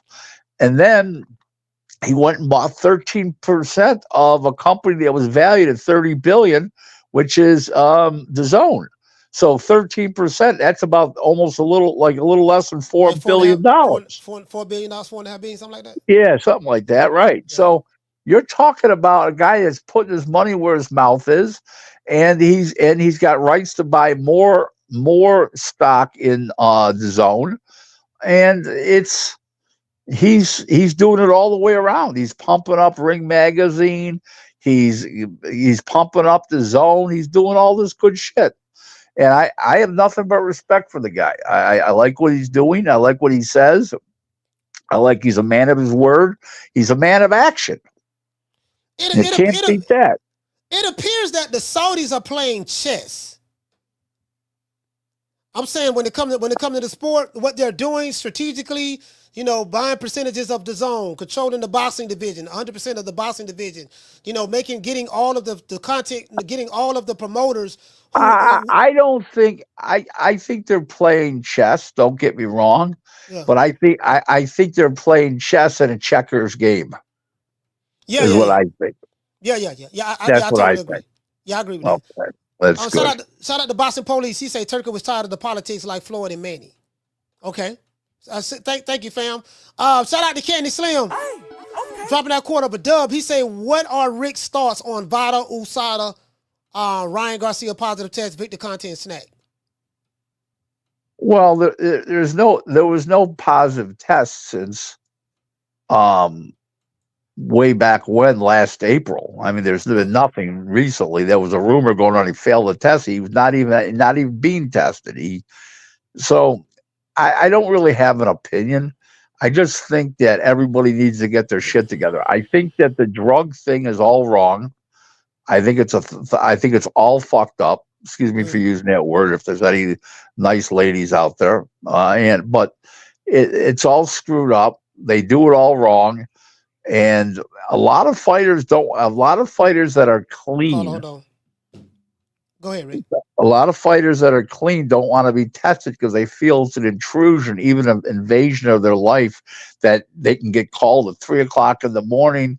And where are you? And they feel it's an invasion, and it is an invasion. I feel differently about PEDs. I think that you stop the PEDs this way. I think that you take a test. You have to take the day you sign the contract. You should both be tested, and then they're on through the fight. You get sporadically, spontaneously while you're training spontaneously, but the penalty should be high. 5-year automatic suspension the first time. Second time suspended for life, worldwide suspensions. I also think that no money should be distributed until the drug tests come back clean. I think if you fail your drug test, you have to forfeit your whole purse, not 10 or 20%. And I think that it should go down as a loss automatically to the guy who, not as a no contest if he would have won, but as an automatic loss. I just think that there's so many ways to curtail this, and they're not doing it. I got a call. Caller, what's your name? Where you calling from? Hey, what's up, Coach? It's Jerry from Beemore. Jerry from Beemore, talk to me. Turki Alalshihk. I'm 50-50 on him. There's a lot of... You got a question for Rick Glazer? Well, what I wanted to say was I'm 50-50 on Turk. You know, I think he's doing some good, but I'm a little bit reluctant about what his motives are. He doesn't just involve himself in boxing. He's involved in all kinds of major sporting events to draw tourism to Saudi Arabia, and that's fine.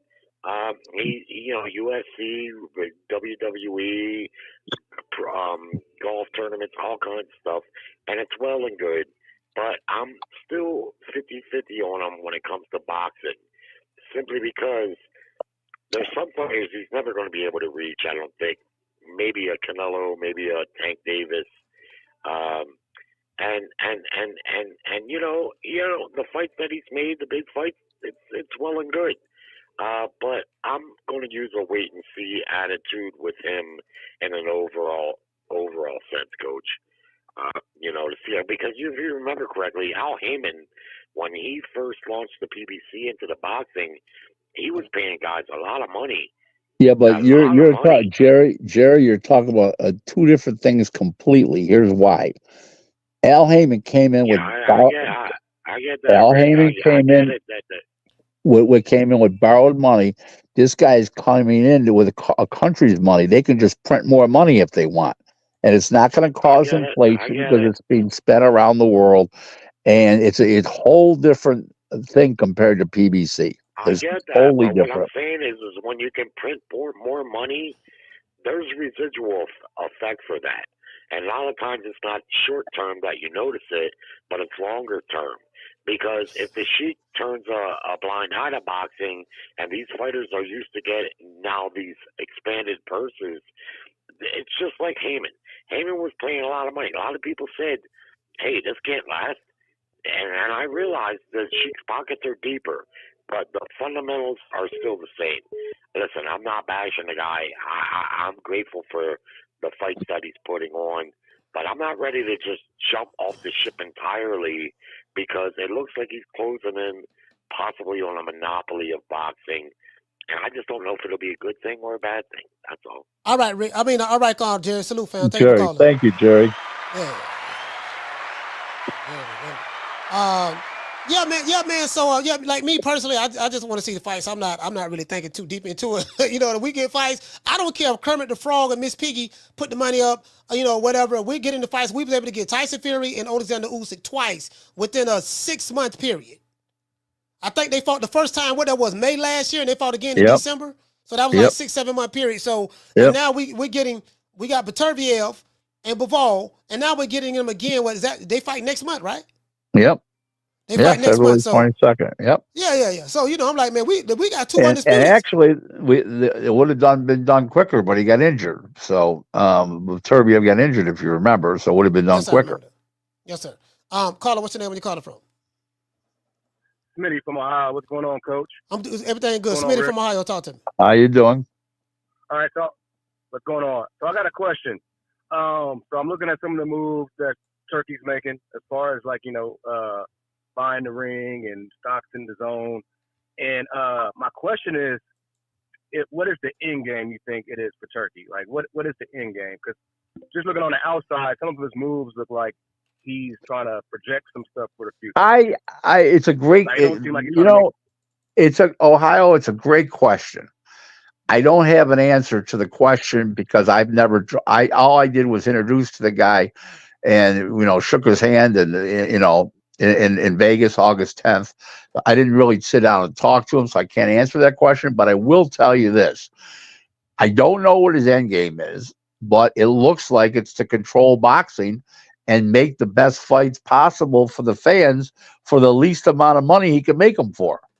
And I think by going from the $79.95 pay-per-view model to fights that are Oscar De La Hoya's fight card, which for most people would have been pay-per-view, Oscar and Turkey agreed that it would be on free DAZN. Not free, DAZN's not free, but subscription DAZN.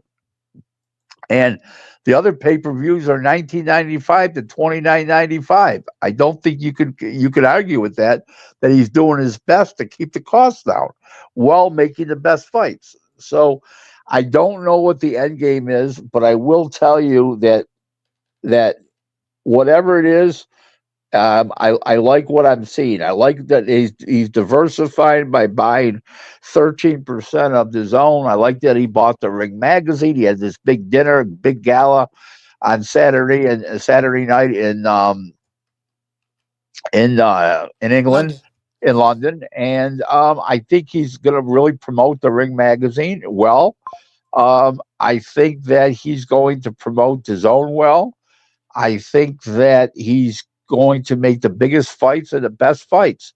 He's not looking for tune-ups, like Devin Haney's looking for a tune-up fight to get back in action, maybe. He's not looking for tune-ups. He's looking for the best to fight the best.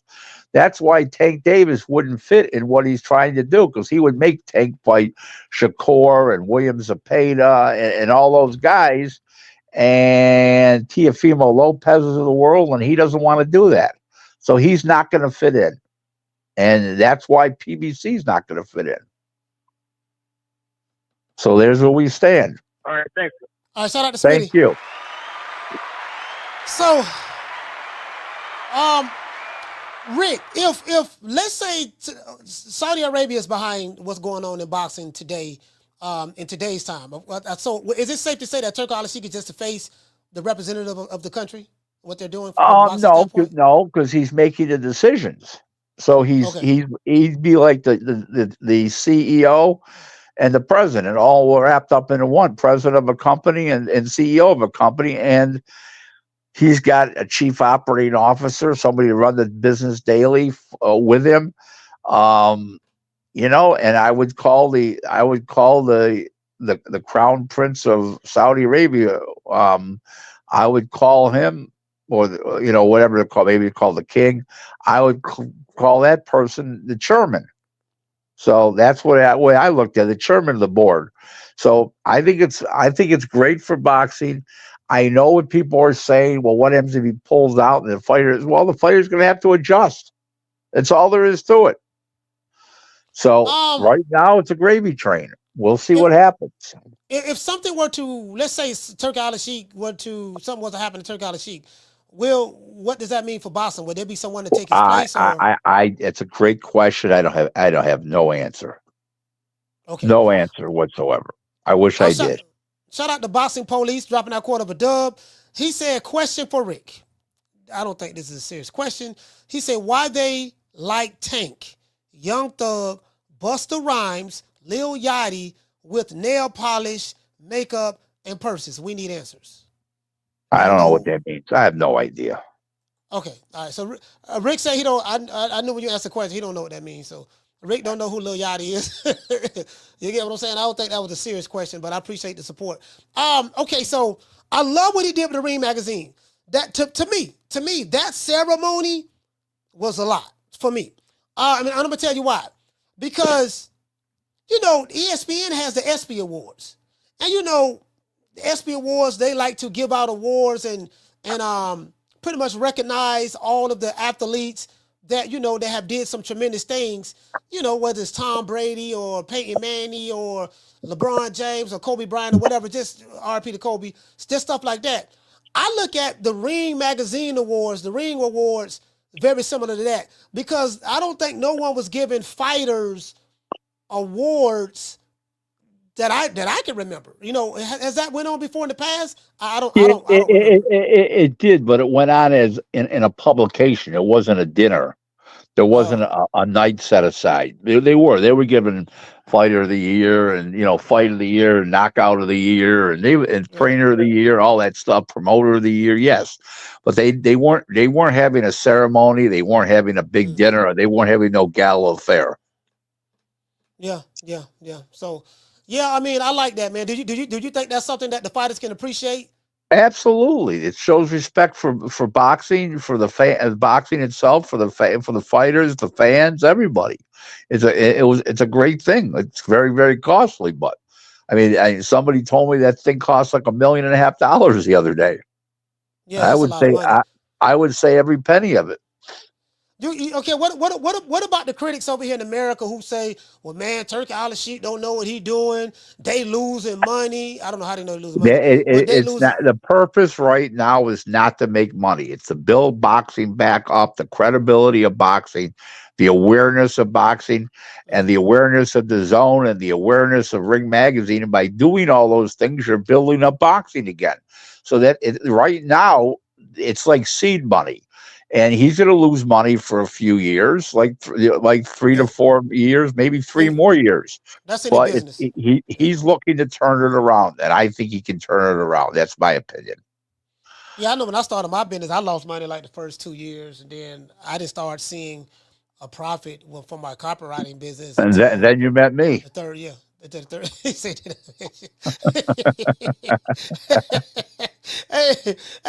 no, you getting the big bucks, man. I need no big bucks, man. I'm trying to tell you, man. I need to get the big bucks. So let's talk about a subject that I laugh about. You ready? What's that? Because it's funny. How many people told you in the beginning that I was racist and not to pay any attention to me, and everything I told you I would do for you or with you, I've done, right or wrong? No, that's true. You did that. How many people told me you was racist? You know what, Rick?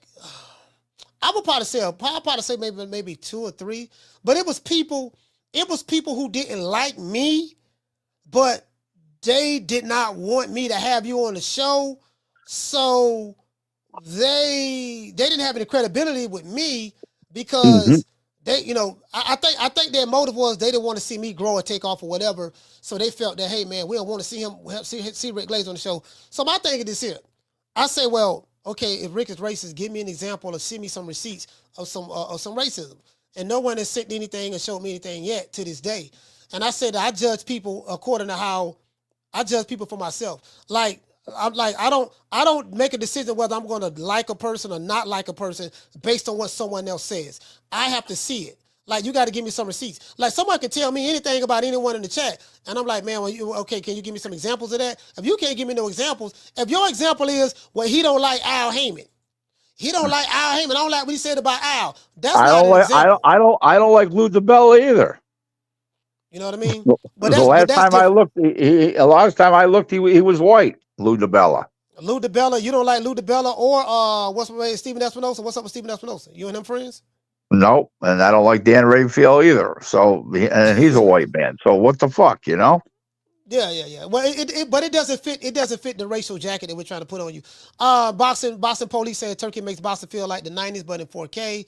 Leisure says, so Rick, is the ring belt the official 5th belt? Well, the ring belt was the first belt from a historical standpoint. But go ahead. I don't know what's going to happen. I think the BC and the WBO and the Ring Magazine and the WB are going to be the strong ones over there, and I think the IBF is going to be the weak one. The fact that they took Canelo's belt away and they took Usak's belt away, I don't think that sat very well with Turki Alalshihk. Yeah, I mean, it is kind of crazy how they did that. Carla, what's your name? Where you calling from? It's CJ from the 504, Coach. CJ, talk to me. How y'all doing, man? How you doing, Rick? Good. Can you hear me? Yeah, we can hear you. Talk. We got you. Rick, the question is, I know you've been in boxing a long time, and you claim to have reputable sources when it comes to pay-per-view buys. I don't know if anyone asked you this question yet, but why do you think there's such a gap between the numbers that you put out and the numbers that, say, someone like a Dan Rayfield puts out when it comes to because his fat motherfucking ass is getting fed by those boxing by those operatives. I mean, when he goes to the fights, they take him to dinner and all that stuff, and they suck up to him and he sucks up to them, and he eats everything that they say. So if they told him the sky was falling in, that's what he would write. and that's just how it works, And my numbers are very credible. My numbers have come for years from the same since July of 2004, which was the Arturo Gatti Floyd Mayweather fight held in Atlantic City when Floyd won the WBC junior welterweight title from Arturo Gatti. And my guy is a Hollywood, LA based entertainment attorney. And he does sponsorships. He does TV contracts. He does brokers all kinds of deals. He's a lawyer for big companies. He used to be in the TV business as far as being an executive with one of the agencies, but one of the TV companies. But he is a lawyer by trade, so he decided to go into the law part rather than the corporate part. And in the meantime, his numbers are very accurate. Other promoters have told me, the promoters have put on the shows told me how accurate his numbers are. They're right on. So I don't know what that's just the way it is. One more question before I get off. I appreciate that answer. Hey, as far as American boxing is concerned, I preface American. As far as American boxing is concerned, with the young crop of guys that we have coming up, do you think, with the model that Turki has put in place and what he's trying to implement, do you think that what we will see in American boxing with the young crop of guys is the heyday of boxing, the guys fighting each other, people getting excited about fights again, capturing the mind of the American audience? I think it's going to come down to that. Turki's going to force these guys to fight. If they don't want to fight, he's not interested in the Tank Davises of the world. If you don't want to fight Shakur Stevenson and William Zepeda and let's say Teofimo Lopez at 140, he's just going to say the hell with you and move on. That's all there is to it. He's not gonna pussyfoot around with stupid fights and fights that don't make. He's not gonna allow Tank to go, okay, well, you give me this fight and let me take this easy fight, and then I'll fight the next one tough. That isn't happening. So he's very serious about this. He's spending billions of dollars. He's not letting Tank tell him what to do. Trust me. Shout out to CJ 504. Stand up. Salute, fam. Thank you, brother. We got a couple. Let's see. Shout out to Boston Police dropping that quarter of a dub. He say if they want money now, they do Wembley events only. Okay. Boston Police again, the quarter of a dub. He say Terence needs to fight William Skull for the IBF belt to fight Canelo in September for Undisputed. What say you about that, Rick? William Skull, you can't. It's hard to do a William Skull fight because nobody knows him, and even for Canelo, even for what's his name there, Crawford. Canelo? Yeah. For Canelo, can't do that fight. Nobody would buy it. So, listen, if Crawford or Canelo want to fight William Skull in May, that's great. But nobody needs William Skull. He doesn't mean a goddamn thing. So you said something of the sort. If the rumors are true, from what we're hearing, that this fight will be going down in September. What do Crawford? Well, we know Canelo probably gonna have a fight in May. So who would Canelo fight in May, and who would be the financier of that fight? I don't know. That I can't tell you. I don't know anything about May. All I know is what they were negotiating between Crawford and Canelo. Okay, caller, what's your name? Where you calling from? Coach, what's going on? It's Ross from New York. Ross from New York. Talk to me. Hey, Rick, just a quick question for you, brother. Do you feel that the way boxing is in the state of boxing in today's age, do you feel like the fighters have too much power in their hands? And the reason that I'm asking this is because obviously in the past, a lot of the mega fights were able to be done because there was other power making these fights, such as the Don Kings, Top Rank, and obviously now with Golden Boy. But now it just seems like fighters can do whatever they want. I kind of hear what the coach is saying. The two fighters that do that is Teofimo and what's his name there, Tank. The rest of them all listen to their promoters. They fight who they're supposed to fight, and everybody's happy. It's just those two guys that are screwing the whole industry up. That's all.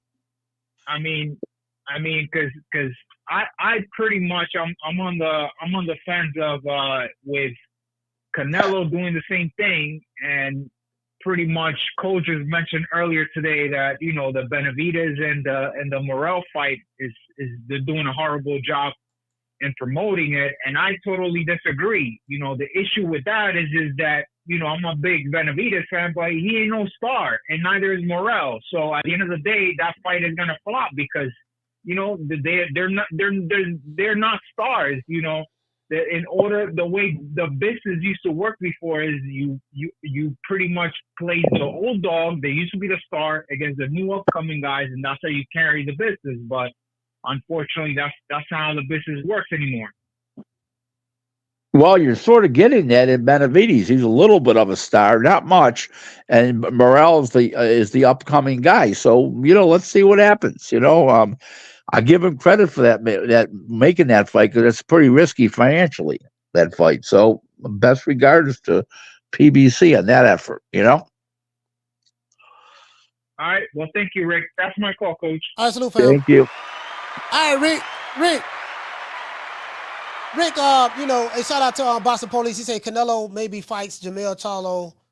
Well, he ought to fight Jamel or Skull. Okay. Rick, so I want to thank you for being here almost an hour for taking your time out. Let everybody know what makes you so credible in the sport of boxing. I would say 34 years as my exclusive living. Number one, since January 1st of 91 would be one example. I'm a elector at the International Boxing Hall of Fame in Canastota, which means I'm a voting member.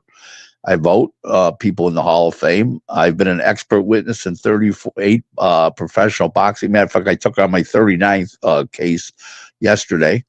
Expert witness in 39 boxing-related lawsuits. And I'm in the New York State Boxing Hall of Fame for my business acclaim, not for I never fought. So obviously it's my business. And I've got 56 clients around the world that are mostly corporate, and everybody's doing business with me. So except a couple. So I guess I have a little credibility, and people pay me for my advice, pay me handsomely. So I think that gives me credibility, right? Yeah, so when the likes of likes of Haymanites and other people who may not like you say, well, Rick don't know nothing about boxing. You don't do nothing in the business. What say you about that? Because from what it sounds like, you do a lot in the business, but those guys say you don't do nothing. Well, let's put it this way. My wife's driving a brand new S500 Mercedes. She stops on Rodeo Drive in Beverly Hills. We live very well, so I think that I think the results speak for themselves. Okay, so Rick, I was gonna let you go, but this guy want to ask a question. Boxing Police, he say, Rick, Floyd's real pay-per-view numbers? Yeah, I've known them all along. Sure. All right. And he said, Rick, what are Bud's keys to victory versus Canelo? I think he already answered that, but go ahead, say it again, Rick. Yeah, I put it up on Twitter today. What's your Twitter? What are the keys? Twitter, it's at Real Rick Glazer 1. It's a verified account. I've got almost 14,000 followers. I'll drop it. The speed, the nimble feet, are big advantages. Canelo's short. He's only 5'7". Crawford's got a better motor. He's got stamina issues. Canelo. And I think between the left-handed, the speed, the distance and range that Crawford picks up on so easily, I think then Crawford switches, lefty to righty and back, flawlessly, seamlessly. I think he wins. That's all there is to it. He's got longer arms. He just has so many advantages. The two things he doesn't have is he's not physically as strong, but he's got better balance. So he'll offset some of that. And the punching power, okay, he's got punching power. Canelo, he hasn't knocked out anybody since in 4 years since he knocked out Plant. Well, why do you? Won Yeah, 6 straight decisions. You know, I question me personally. I question. I'm like, man, you know, Canelo's a big dude. I get, you know, I don't know what Crawford be able to He's put up thick. with the type of pressure that. He's thick. He's not big. Yeah. He's not tall. He doesn't have long arms. He's thick. No, you're right. No, you're right. Yeah, you're right about that. Yeah. But what I mean is he's been fighting at 168 for a while, so I'm anxious to see this fight. I am. You know, once it officially gets announced, I'm definitely anxious to see it. I'm happy that both guys are getting paid. I'm hearing that they're splitting. What is it? What numbers have you heard for this fight for both fighters? A lot. Let's put it that way to you. I heard over 100 million. Yes. I heard over 100 million. All right. This brother right here, before I let you go, he said Tank versus Ryan Garcia real pay-per-view numbers. He already said that though. Yeah, it's 1.235 million, I think it was off the top of my head. 1,235,000, I believe it was. Can Tank? Do you see Ryan or Tank doing those type of numbers again, minus fighting each other? I don't know. It depends. It depends, really. It depends on several factors. Who Ryan fights before that and wins in his comeback. It depends what time of year it is, but yeah, I think they could do over 1 million again. Yeah. Mm-hmm. No, you said but they would have to fight each other though. Yes. Yes. They're not fighting anybody else and doing those kind of numbers. What type of numbers you think Tank and Lamont Roach would do? Not much. Not much. Not much. What do you mean? Like 300,000, 400,000? No, $180, $190. Well, probably won't break 200. Gosh, Lord have mercy. All right, Rick, man. I just dropped your link. Let everybody know how to get in contact with you if they want to reach out. I'm at Real Rick Glazer 1 on Twitter. And follow me if you like. I answer boxing questions on Twitter every day. And it's a verified account. There's a lot of fake Rick Glazer accounts out there, but this one has about 13,800 followers. So there you go. All right, well, Rick, man, I really appreciate you taking the time out to come over here, fam. And I appreciate it as much as you having me on. You're a gentleman. Your questions are always good. You've got a good sense of humor. And that's always very important. You don't take yourself too seriously, and that's always important too. All right, well, thanks, Rick. I really appreciate you, man. Let's give Rick Glazer a round of applause. Tell your wife I say hi. Thank you. I will do. Yes, sir. All right, man. Rick Glazer has left the building. Shout out to Rick again. We will come back again. Today's show has been sponsored by Foster's Barbershop. My main man being over there on Foster's Barbershop in West Tampa.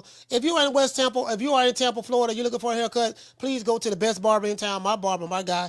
I got a couple on my go-to, but this is my main man right here. Me and him been rocking together since as my partner. I've been knowing him since 1987. R.I.P. to Foster. Foster was the first human being to ever cut my hair professionally. Foster, he passed away like in 2016. But the spirit of Foster is still alive in his barbershop. And my main man, Ben, owns it. So you're in the city, man. Today's show has been sponsored by Foster's Barbershop. So I really appreciate you guys. Much love. Phone lines are open. Y'all get ready to call back. Let's give a shout out to the Face of Boxing. Yeah. Oh, that look good.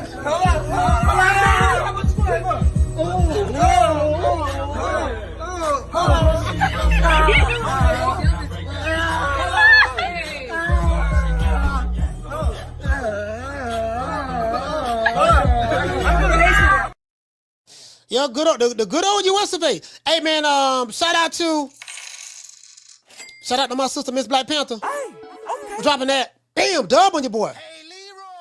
Super chat received. Playtime's over, boy. Shout out to Miss Black Panther, man. Miss Black Panther dropped this dub yesterday. I missed it after the show, so and shout out to Jonathan Smith. Hey, okay. For dropping that quarter of a bam dub on your boy. Hey Leroy. Super chat received. Playtime's over, Hey, shout out what you say, fam. He say good work, coach. I appreciate you, fam. I appreciate you. Also, I gotta give Blue Blood Sports TV credit because Blue Blood Sports TV. He was the one that I got the bam dub on your boy. And Blue don't do it like that, but I do. I stole it from Blue, right? So this how it happened, right? You guys know when I was going to war with the Wakanda niggas online, they was threatening me and telling me to drop the ad. They got shooters. I better not go to the fight. I went to the war with the entire Alphabet Boy community, all of them. You know what I mean? Well, at least the ones I thought was all. And so one day, my brother Blue called the show. I was wrapping the show up, and he was in the chat. And people were like, "Man, coach, don't end the show yet. Blue Blood's in the chat. He in the chat."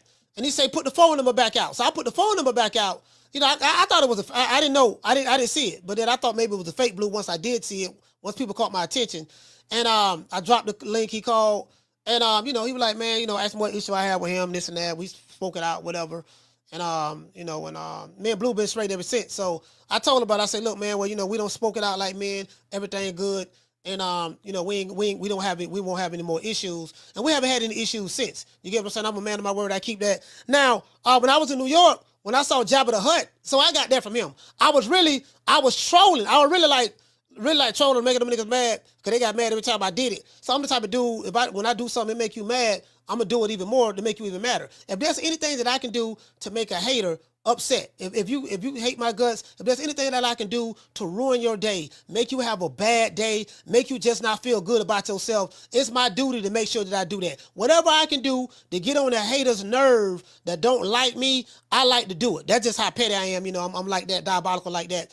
So what happened was when I saw Jabba the Hutt in New York, and I stepped to him when I stepped in that elevator, you know what I mean? And me and him by ourselves, I was like, okay, I'm trying to see what's happening. And I saw he didn't really want to do nothing, because I'm like, if he want to do something, he would just try to put hands on me. I'd beat his ass in the elevator, but that's neither here nor there. He ain't trying to promote no violence. But I'm just telling you, I'm gonna do what I can do to defend myself. So what happened was we went downstairs, like he said what he had to say, I said what I had to say. Wasn't no issues. He was real calm. And he was like, okay, man. So when I saw Jabba the Hutt, when we ended that conversation, and I have video footage of when I did the live that day, I said, so do we have, is this real beef or is this just some YouTube shit? And he said, no, man, we ain't got no issue with you, man. Ain't nobody got no issue with you, man. You good, man. I'm going to just let everybody know, man, we squashed it like men. So when I went live that day, I told everybody, look, man, I saw 7, 8 in the elevator. I didn't call him Jabba the Hutt. I said, we spoke like brothers. We squashed it. Next thing I know, that Monday, them niggas went to making videos dissing me, hollering about that went to make a video dissing me, hollering about when they saw me, they were going to jump me. I was scared to come out of the hotel room. And I'm like, nigga, what? And the nigga offered to buy me a drink. True. So I was like, well, then, okay, it's only popping then. You know what I mean? Because that, that wasn't the truth. That wasn't what happened. You know what I'm saying? Now y'all, yeah, nigga, but I said it, nigga. I'm a jumper. I'm like, well, why you ain't do nothing when you saw me in the elevator? Why you ain't do nothing when you saw me in the hotel lobby? We was in the same hotel room. Why you ain't do it? Same hotel. Why you ain't do nothing then? Why you wait to go get with the rest of the butter biscuits and then say, yeah, when we saying we gonna jump them? That's some coward shit. Because when you saw me one-on-one, the whole came out of you, nigga. I saw your thumb. True. Anyways, he say, so how did Bill set you up? Oh, well, Bill, this how the setup happened with Bill. So Bill asked me, what hotel I was in. I told him, right? And if I said this live on air, I didn't even realize that people heard me and Bill Haney's conversation live on air. I have that show. I didn't know people heard that conversation. So people like, no, we heard the whole conversation. So he was like, yeah, man. Where you was at? I was at the Brooklyn Hotel. It was right around. It was like a mile away from the. It was a mile away from the Barclays Center. So Bill was like, and I was supposed to link up with Bill, right? So Bill was like, yeah, man, well, how much you paying? How much? He said, how much the rates are for that room, for where you at? And I told him, I said, I'm not sure. I gave him a ballpark figure. He said, yeah, I got some family. This is exactly what he said. He said, I got some family that's coming into town that's looking for a room. I want to put him in that hotel where you at. And the family turned out to be Jabba the Hutt. True. Knowing that, now I know that's, so I thought he was talking about like someone that was, you know what I'm saying, like his real relative. He was talking about Jabba the Hutt. So when I saw Jabba in the hotel, so I'm like, wait a minute, what's the chances this nigga been in the same hotel I'm in, and me and this nigga don't fuck with each other, and I'm getting threats from these niggas online and all that stuff there. The media may holler about, yeah, when I see the nigga, I'm gonna do A, B, C, and D, and I'm like, man, ain't nobody running for you hoe ass niggas. You get what I'm saying? Like, you niggas is soft. Ain't nobody, you know, that's what I'm saying, right? So I'm putting two and two together. I said, oh man, this what Bill did. So that's why that's where the setup came at. Now, if something would have popped off, it would have been because, you know, it'd have been because of, you know, in my opinion, Bill, because, you know, why would you put a nigga who I don't fuck with, and you know we don't fuck with each other, and, you know, literally that, you know what I mean? And you put him in that same, like, he could have told me, hey, look, man, I got a nigga who got issues with you, you got issues with him, and they saying when they see you, they gonna do A, B, C, and D. So I want to put him in that hotel. So that's what it was. That was the context of the whole thing. You get what I'm saying? So, but you know, it happened last year, April. Let bygones be bygones. Will I ever fuck with Bill Haney again? No, sir. True. I don't have any issues with him. I can talk to Bill. If he want to come on the show, he can come on the show, whatever the case may be. I don't have any issues with him, but will I like, I look at him differently now. Everything people told me about Bill Haney was 150,000% true. People told me from day one, don't trust that nigga. That nigga snake, he'll do A, B, C, and D, and everything they said was true. True.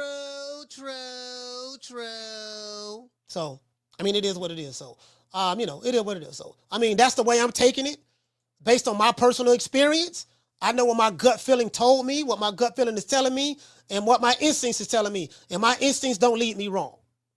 So it is what it is. Shout out to Boston Dollar. What's going on, fam? Hey, Jamie said, I told Coach, what's the odds of that happening? Yeah. Hey, what did you say? Sean say it was a setup that went left. Yeah. He said, can you link the video so I can watch it? Yeah, I gotta try to find it. I think I downloaded it. Yeah, I can do that. I can't link it right now. But it's like an April 19th, because the fight was on a Friday. The fight was April the 20th in New York, and that was Saturday, and it was a live show that I did on a Friday. I do remember that. You get what I'm saying? So, shout out to Rock Bottom. Rock Bottom, what's going on, fam? Shout out to Rock Bottom. Hey, no cap say, I remember watching that shit live. Hey, shout out to Ryan Frazier. Ryan Frazier, what's going on, fam? Ryan Frazier is in his BIBI. The stickiest of the icky. You want to smoke with the old boy Rick James? Yes, sir. You are now rocking with the hottest boxing podcast in the land. True Media Boxing Radio with your host, Coach Malachi Williams. Yeah, man, it is. Hey, man, shout out to my man, Casino Light Prayers. Shout out to No Cap Entertainment, Mr. Corey Bradley, Cook Up a Sir Scene. Salute to you, fam. Shout out to my sister, Tegra. The lovely Miss Connie is here. Ali is here. You get what I'm saying? So, I like, I'm happy, bro, with what I'm seeing in boxing for 2025. I really am. And I'm going to tell you why I'm happy. The fighters around the world have gotten better. Now, it is bad over here in America. We really don't have any heavyweights. We don't have any heavyweights, bro. Like, I never would have thought in a million years that it would come a time that as boxing fans, like, we wouldn't have any heavyweights in America. I mean, we got Deontay Wilder, but that Wilder saga is over with. That's over because, after the Wilder, hold on.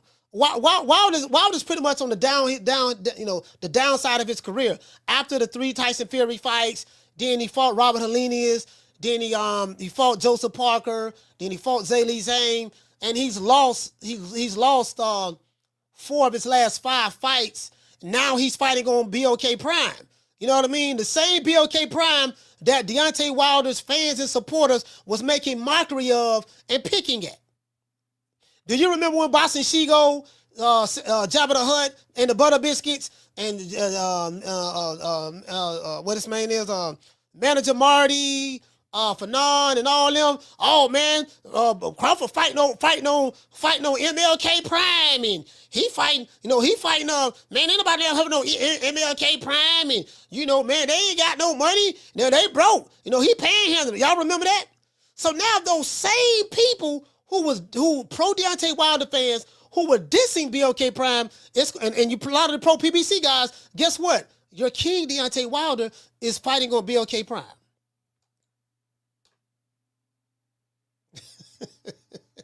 And let me show y'all who he's fighting.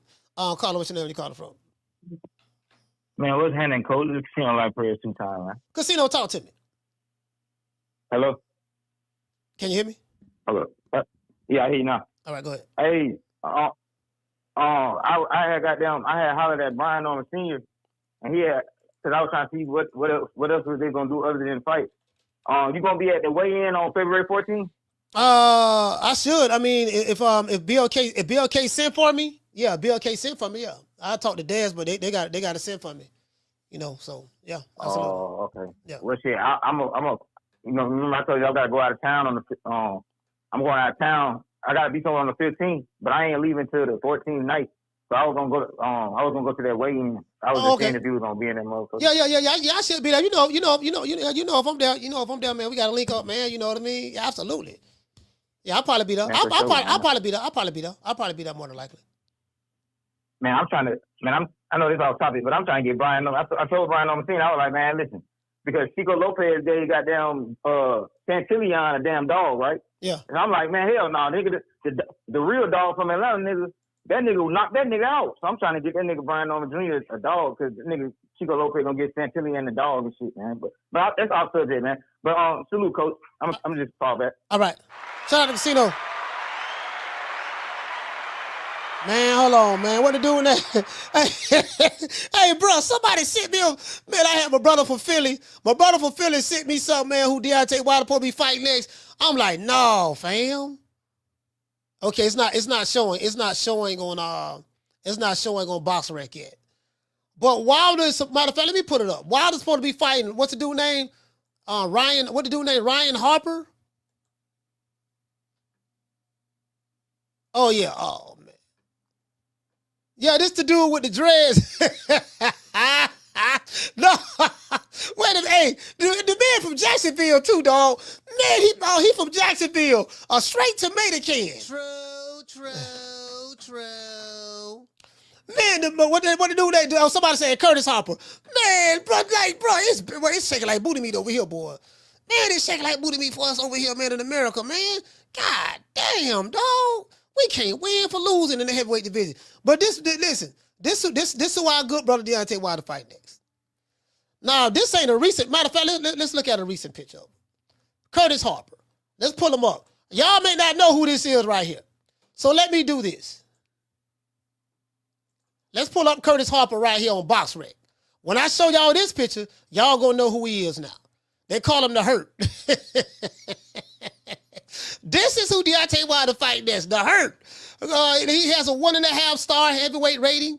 He's 18-11. He's been knocked out 6 times. He got 12 KOs, 36 years old. The man from Jacksonville, Florida. My daddy from Jacksonville, Florida, but he from Jacksonville, Florida. Lord have mercy. Damn, so this who Wilder fight next now. On BLK Prime.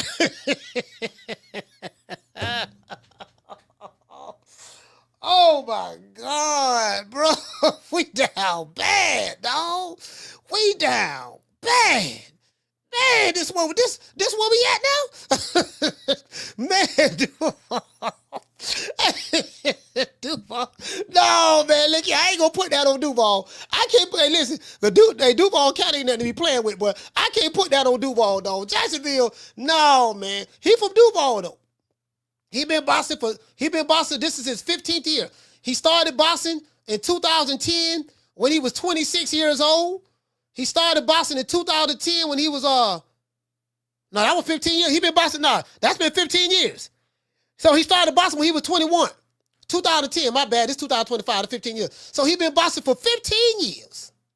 15 years. So this is, Wilder is fighting, he has 148 rating. He's the 148th rated heavyweight in the world, and he's the 32nd rated heavyweight in America. Oh, man, I ain't gonna say that, dog. You know what? I ain't gonna say that. I ain't gonna even say that, dog.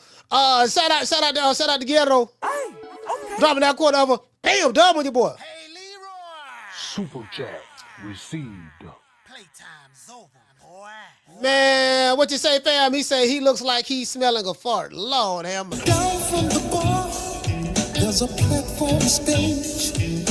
People pimping, sharp as razor blades. Man, shout out to Ron J. Ron J, what's up, fam? Hey, man, look here, man. We got matter of fact, damn, dog. Do we have any heavyweights? Let's look at the heavyweight division. Let's do this. Let's do this, bro. Let's do this. All we had was to this day. That's all we had. We had Wilder, man. We had Wilder. We had Trevor Bryant too, but y'all didn't want to represent for Trevor Bryant. Don't everybody believe in Google? Go Google that shit. Y'all didn't want to represent for Trevor Bryant. That's what I noticed.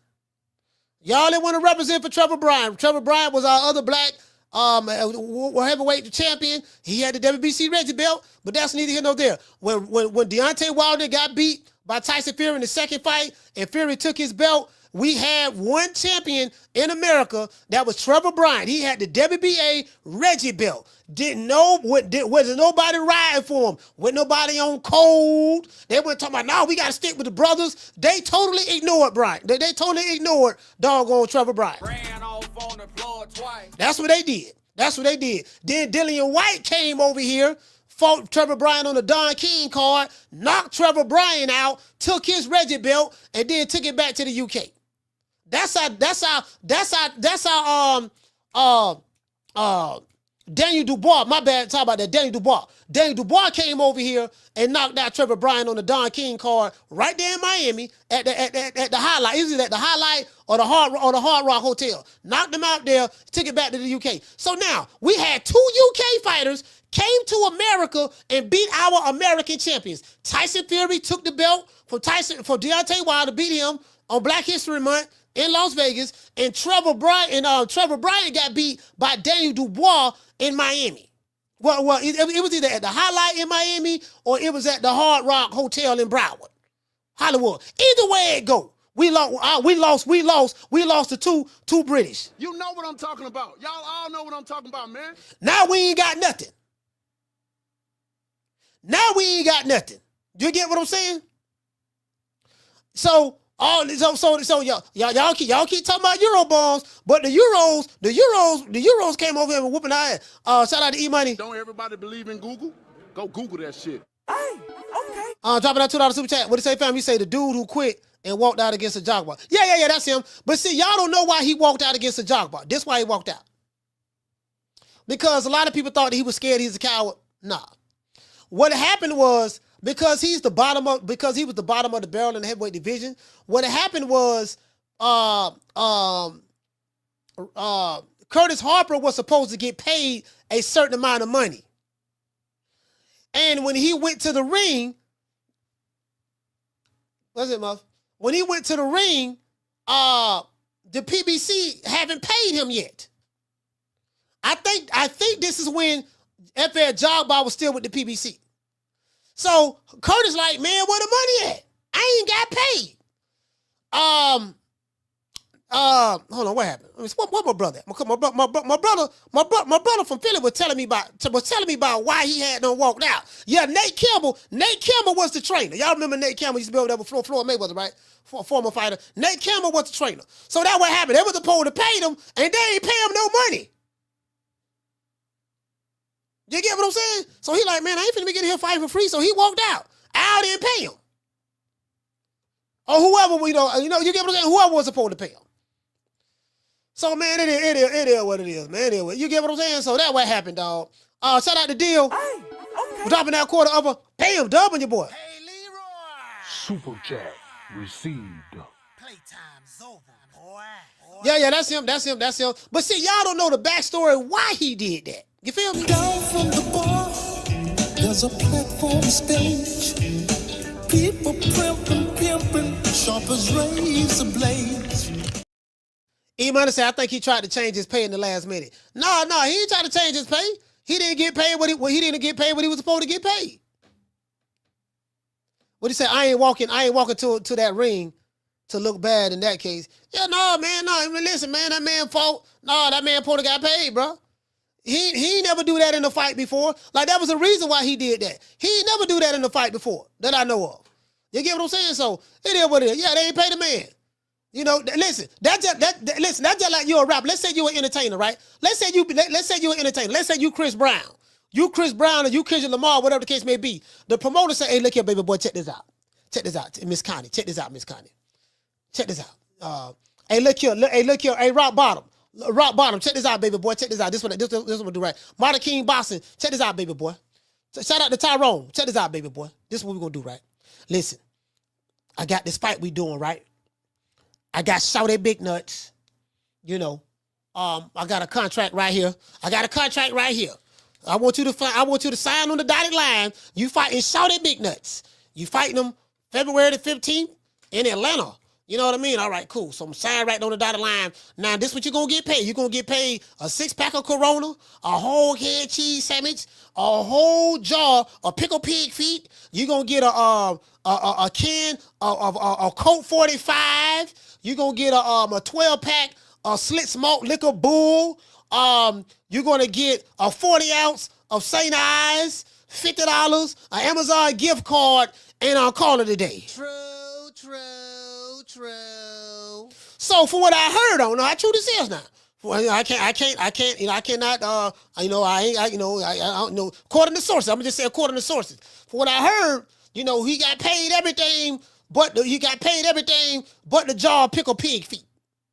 The pickled pig feet was the deal breaker. You get what I'm saying? They was supposed to give him the whole head cheese sandwich. He let him slide with the whole head cheese sandwich. But he said the pickled pig feet, I gotta get that. So they gave him the OE and the Slit Smoke Liquor Bull. And they gave him the 6-pack of Coronas. But what happened was, you get what I'm saying? They had them renege on the whole head cheese sandwich. You get what I'm saying? Now the pickled pig feet was last strong. When he got to the ring, he said, look, by the time I get to this ring, that pickled pig feet better be there. And when he see the pickled pig feet in there, he just went ahead and said, I ain't finna fight. True. That's what they say. Now again, I don't know how true that is now. I don't know how true that is, but that's what they say. You know what I'm saying? Like, you know what? You can't get mad at the man for that. They supposed to pay the man. Shoot, the man supposed to got paid. This is what we looking like over here in the heavyweight division. Bro, check it out. Hey, shout out to Savage Sir. What it say? Sources say. You know what I mean? Sources say, according to reports. You get what I'm saying? That's how we got to say that. See, if he'd have came over here to Nick Sack Promotions, he would have got all his cheese. You know what I mean? I pay my fighters. All my fighters get paid. You get what I'm saying? I haven't had a complaint yet. Hippity get all the hay and grass and carrots he want. He ain't complaining. I got Cookie getting kibbles and bits. He get a little bit of human food from time to time, or turkey bone here, or some bacon strips there. That's for dogs. You get what I'm saying? So he get a little something. So ain't none of my fighters complaining. You know what I mean? It's about putting butts in seats. True.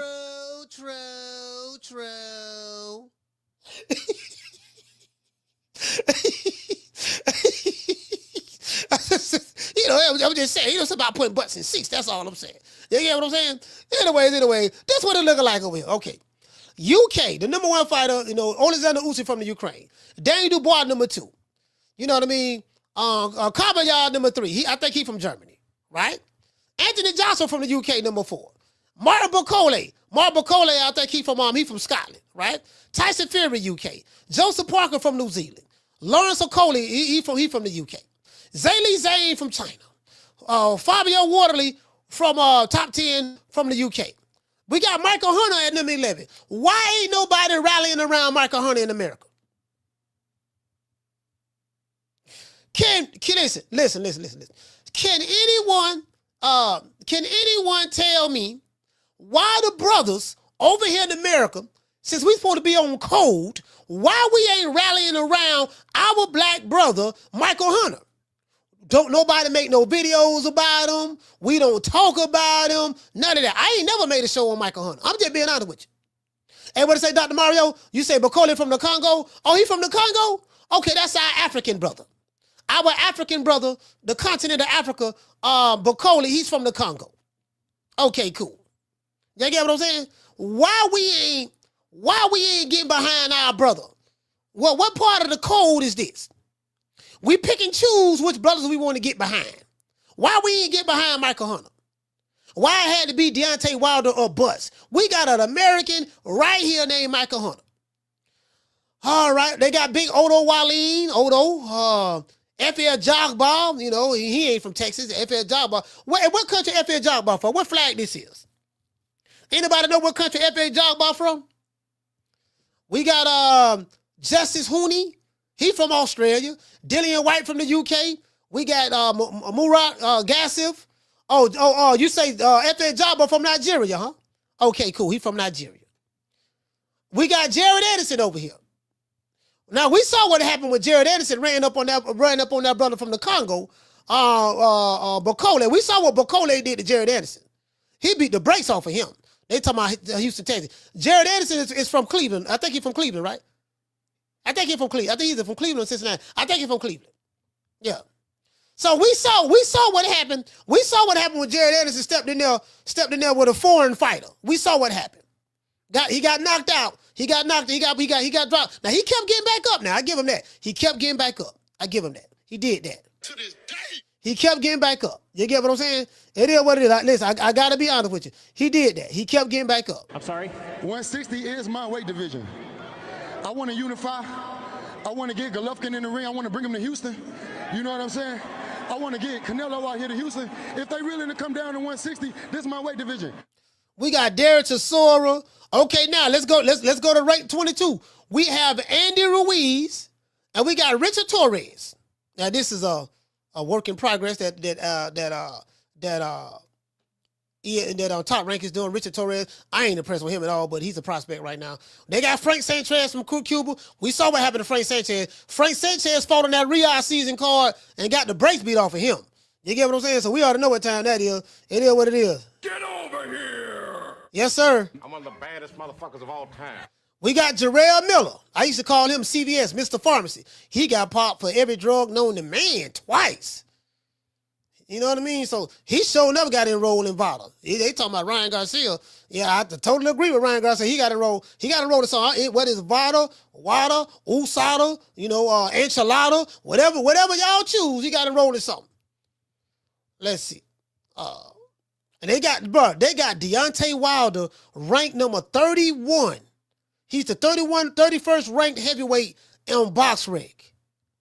Bruh, my nigga. Wilder used to be the top guy for America. That BoxRec got Wilder ranked number 31 out of all the heavyweights.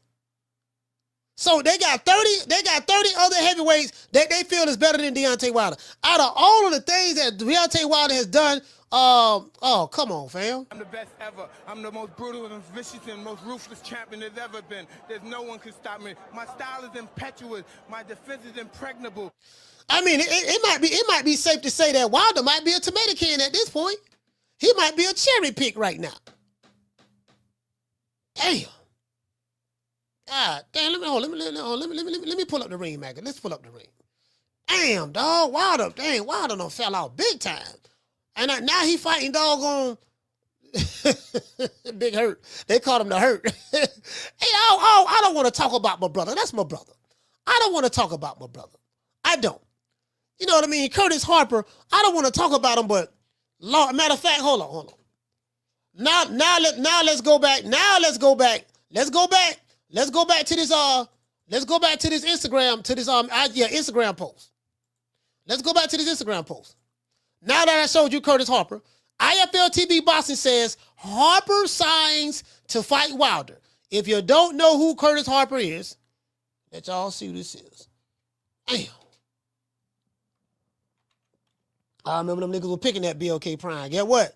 Are y'all gonna pick at him now? You're king over there now. I wanted Boxing Shigo. In Fanon and them. I wonder if they're gonna be making comedy videos about BLK Prime. Yeah, man, be okay. He paying. Crawford ain't get paid. They paid him $5. He ain't get paid. They ain't got no money.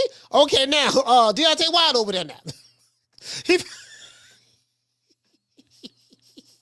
Is y'all gonna keep that same energy? Jabba the Hutt, is y'all gonna keep that same energy? Y'all care when Wilder fought over there? When Crawford had one fight over there? Is y'all gonna keep that same energy? Of course they not. Hey, shout out to Justin Watson. Justin, what's going on, fam? Is they gonna keep that same energy? Hey, Body King Bossing, is they gonna keep that same energy? Now, of course, I'm asking a question that I already know the answer to. You know what I mean? I'm asking the question that I already know the answer to. Are they gonna keep that same energy? That's all I'm saying. Hey, what does that Hitman say? Fanon does make video, doesn't make, they say Fanon does make any videos anymore? He got bullet offline. I get you trying to say he doesn't. Yeah, they don't. Yeah, I think Blue Blood Sports TV ran Fanon off the line. He was dropping all those receipts on Fanon. Blue ran Fanon off the line, ran Fanon off YouTube. Blue ran Fanon off YouTube. I don't know how true it is, but they say the man twerking. They say the man. I think he moved from Chicago to Houston. They say the man at the strip club. They say the man at the strip club in Texas on twerking right now, dancing or something. The bitch won't sell her ass. You get what I'm saying? That's what I heard. I just got one thing to lay on you cats and now split. I am declaring war on anybody who sells drugs in our community. But Black Dynamite, I sell drugs to the community. Yeah, they say they ran him offline, dog. They tried to run me offline. That shit ain't work.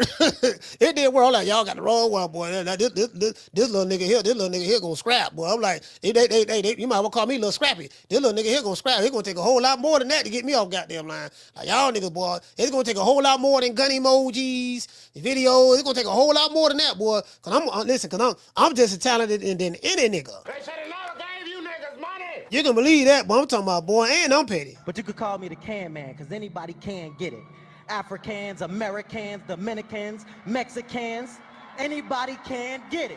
Yeah, you got to be ruthless. You got to be ruthless on this YouTube shit. You got to be ruthless. Listen, it is what it is. You got to be ruthless. Caller, what's your name? Where you calling from?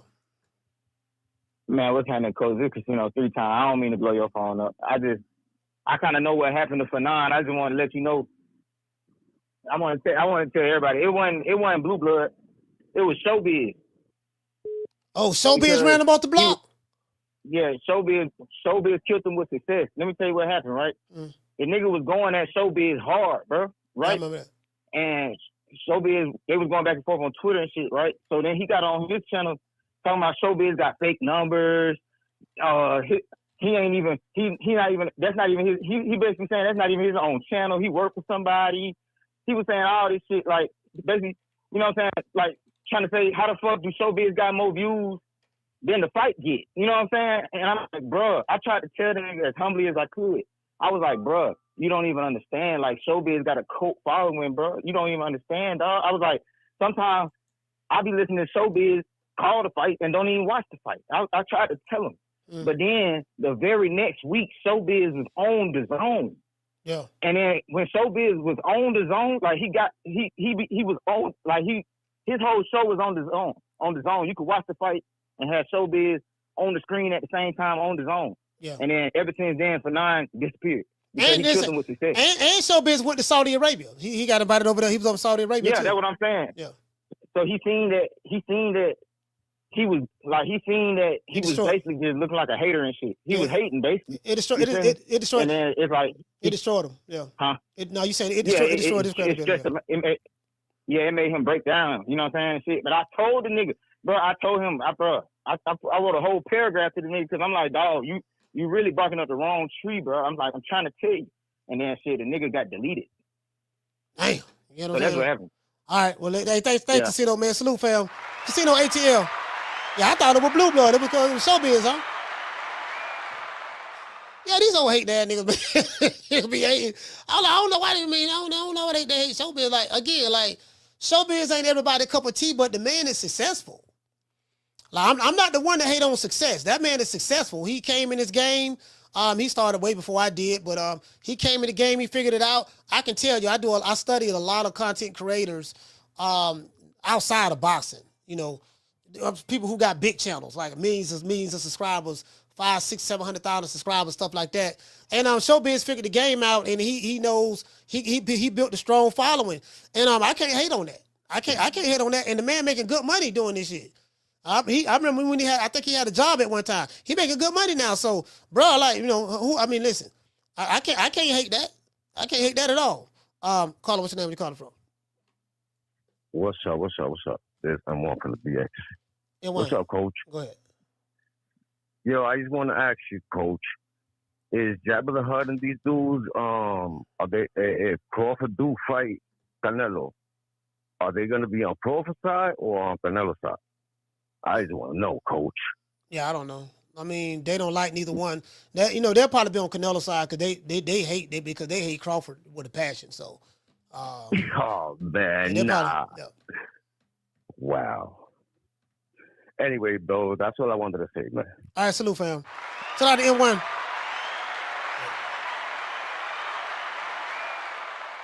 Yeah, them niggas there, boy, like, bro, I'm like, boy, you would think Crawford slept with one of their women or something.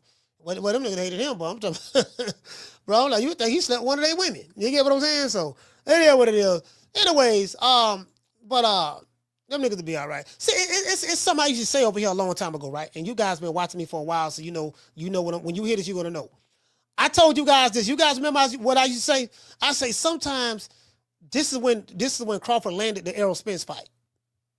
They was cool when Al Heyman was the one that Crawford was trying to going through to make the fight, and Al was blocking them and doing all kind of crazy stuff. Then once they found out that Crawford went around Al Heyman and went directly to Spence, I found that out when I went to Omaha, and Spence saw what was going on, and that's when he said he gonna take control of his career, the negotiations. He ended up getting a different management firm at the time, and he made that fight happen with Crawford, and he gave, they negotiated, and he gave Crawford everything he wanted, and hell, to the point where Crawford even was the first one to walk out in the fight. Errol Spence was the unified champion, but they did a coin flip to see, all the way down to the coin flip, to see who was going to be the first one to walk out from an A-side standpoint. And they did the coin flip, and Crawford walked out. That's when he came out with Eminem and all that stuff there. Like, them niggas was mad about that. They was furious. Why is Errol Spence gave Crawford 50%? Why Crawford getting $10 million guaranteed like Errol? Hold on.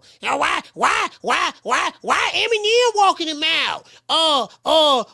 Why he don't deserve that? Like, these dudes was at their baby mama's Section 8 apartment, sitting on some rent-a-center furniture, throwing temper tantrums, making video after video consecutively, just hating, mad than a mofo. And you would think their money was coming out of their pocket. They was mad that Errol, man, why Errol did that? Sipping on some Kool-Aid, all the sugar gone. These niggas eating all the churn cereal, drinking all the churn milk, drinking all the churn juicy juices, dirty dishes in the sink, smoking on the Nick Sack and Reggie, got a net worth of 2 figures, sitting on their baby mama rental center furniture or at their mama house, typing on 3 phones that they didn't buy themselves. You get what I'm saying? Arguing, talking about 60, 40, 70, 30, 80, 20, take whatever we give you. This what these broke ass niggas were doing. True. Lord have mercy. Caller, what's your name? Where you calling from? You the last call. What up, Coach? This is Damien from the Bronx. Damien from the Bronx, talk to me. What up, baby? That headline, the fight with Crawford and Canelo is not signed, right? No, it's not signed yet. It's not signed yet. But they have agreed. They have agreed on everything, which is a good thing, because before anything can get signed, they have to agree on everything. And Canelo has agreed to all of the terms. Crawford has agreed to all of the terms. It's just not official as of yet, as it relates to from a signature standpoint. Nice. I just want to speak on that because I heard you say you don't think Crawford can keep Canelo off him. Yeah, I said I don't know. I didn't say he couldn't. I said I don't know. I said I don't know if he can keep him off of him. That's what kind of intrigued me about this fight. Yeah. Yeah. I think he can though, man. I just think any orthodox style, any regular style, I call him Black Bruce Lee for years. That's my favorite fighter, Terence Crawford. He's my favorite fighter. That shot with the last thing where you was trying to get the that uppercut, that sneaky uppercut in the 7th round, 2-minute mark. Yeah. I tried to put you a comment so you could get the right one because I knew you was having time to find it. Yeah, I got it. That uppercut, that kind of, that shit was crazy, man. So I can't wait for that fight. I'm gonna try to top tickets now to get out to Vegas. Even if I gotta go to like a club or something to watch it, I doubt I'll be able to get tickets. But I want to be there in that environment, man. Yeah, be in that city. Yeah. Respect on that. Yeah, just in the city, just to feel that shit, man. Word. But stay up, coach, man. Yeah, I appreciate it. Hey, what's your name is, brother? Where you come from again? I didn't write your name down. Damien from the Bronx. Damien from the Bronx. Okay, thank you, brother. Hey, salute. Bronx, stand up. Yes, sir. Shout out to the BX, man. The boogie down. Yeah, man. Hey, this was the picture I was talking about the other day. Right here. This the one I was talking about. The trap counter off the ropes. Crawford had them backed up to the ropes. And Errol Spence had them reach to the body, hit Crawford to the body with the right, with his lead hand. And he was getting ready to swing the looping left hook to Crawford's head. And I say, look at Terence Crawford's eyes. He held his punches short and tight. And right when Errol Spence was coming in, he threw a short uppercut, kind of like at a 45-degree angle, kind of like a mini bolo punch. But he had a short uppercut. He got his hands open. You see in the left hand, his hand is open. You got people that open their hands and they can flick the jab with the open palm. He got an open palm hand. And he's looking down at the punch that Errol Spence is in the process of landing. So Errol Spence ended up hitting Crawford. He caught Crawford with that left hook to the head. He caught him. But it was too late. He was going down from the up. When he got hit with that uppercut, it was a wrap. It was kind of like a delayed reaction, and he went on down. That's the punch I was telling you about. I always like when I look at fight film and stuff like that. Not only do I look at the footwork, but I like to look at the eyes. The eyes tell me a lot because I want to know what is this fighter seeing. What made him throw that punch? What made him feel, or what made him feel or know that he could throw this punch at that time? So I like to look at his eyes to see what he was seeing. You know, vision, hand-eye coordination, stuff like that. I like to look at that timing, precision punching, being precise. Like a lot of times, you can win a fight if you're on your game. You can win a fight just by being precise and crisp with your punches. Meaning that your execution, your offensive and defensive execution. If you execute your game plan or make the proper adjustments in the ring, when need be, that's good. People like Canelo is great at that. People like Terence Crawford is great at that. Inoue the Monster is great at that. Alexander Usyk is great at that. Like, they can make the adjustments in the round before they even go back to the corner. It's good to get the advice from your corner, but when you got a fighter that can make the adjustments in the ring between the rounds while in the ring, you get what I'm saying? That's something. That's something. You get what I'm saying? So I look at all of that. I look at all of that just to turn and like I swear, like, boxing always come down to the basics. It always come down to the basics, just the fundamental stuff. Caller, you the last call. What's your name? Where you calling from? All right. What's up, Coach? This is Derek from Florida. Derek, talk to me. No, Cole, I was just want to ask you, who you got in a rematch against Bivol, Baby? Who you got in a rematch? I wrote with Beterbiev. I wrote with Beterbiev the first time. Better be. I'm gonna ride with him again. Oh, you won't be surprised if Bivol pull off the rematch. No. I won't be surprised because that fight was a close fight. I won't be surprised if Bivol, when Bivol is a world class fighter, he's a bad boy. I won't be surprised. I won't be surprised. Okay. All right, Coach, man. All right, salute. Call, Coach. Yes, sir. Yeah. I just always like Beterbiev. I say that's a mean motherfucker. I like Beterbiev, but he's just a mean dude, bro. Like, the dude just mean. You get what I'm saying? Like, he looks scary, dog. He looks scary.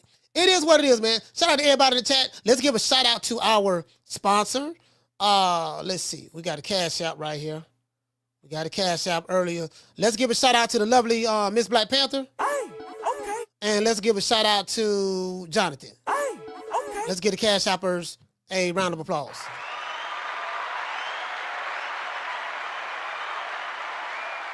Yeah, man. Yeah, man. Yeah, hold on. Y'all hold on now. Hold on. I got to give a shout out to my sponsor. Today's show has been sponsored by Foster's Barbershop. Shout out to Foster's Barbershop. If you're ever in the city of Tampa, you're looking for a haircut, go on Main Street at 1923 West Main Street, Tampa, Florida, zip code 33607. Go to Foster's Barbershop, look them up, man. You can book them. He only work by appointment, so you can book them on Bookski as well. That's 1923 West Main Street, right there in West Tampa, West Side, West, y'all. Today's show has been sponsored by Foster's Barbershop. Let's give our sponsor a round of applause.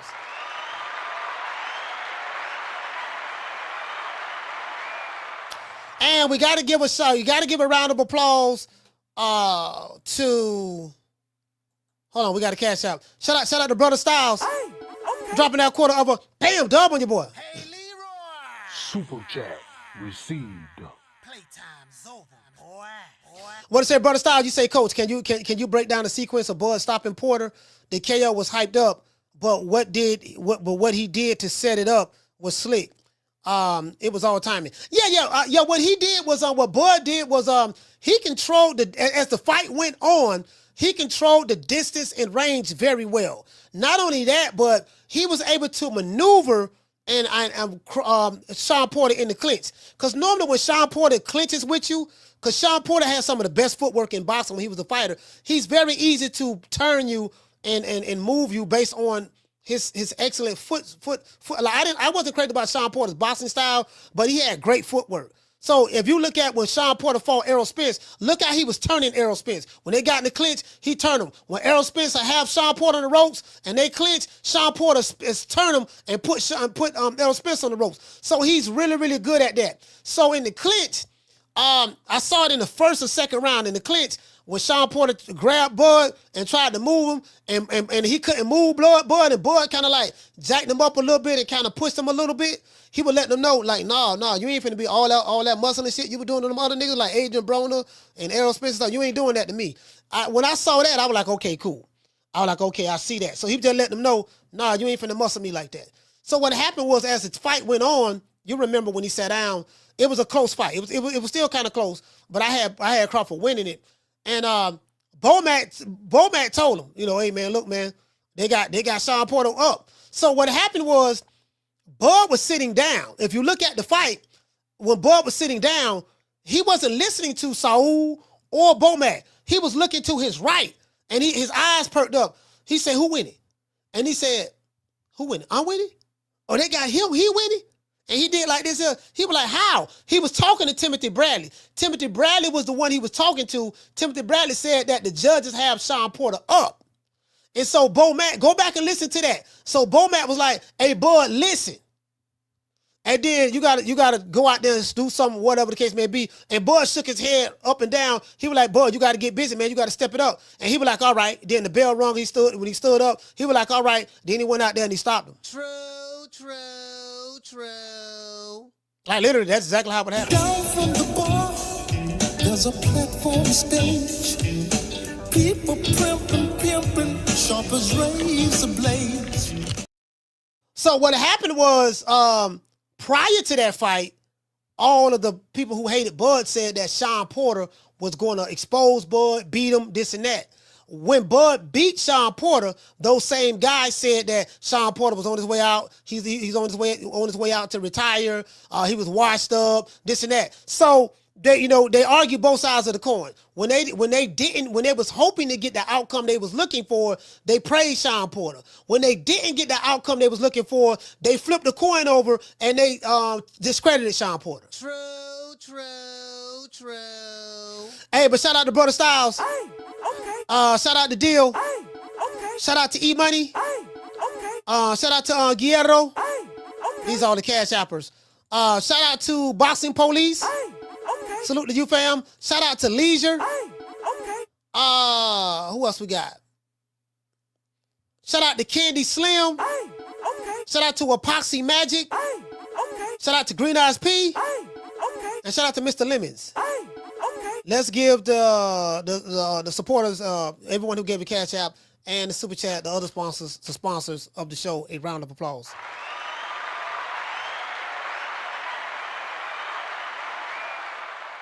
So So that's how they do it. You know what I mean? That's how they do it. They argue both sides of the coin. That's why you can't beat these niggas. They argue both sides of the coin.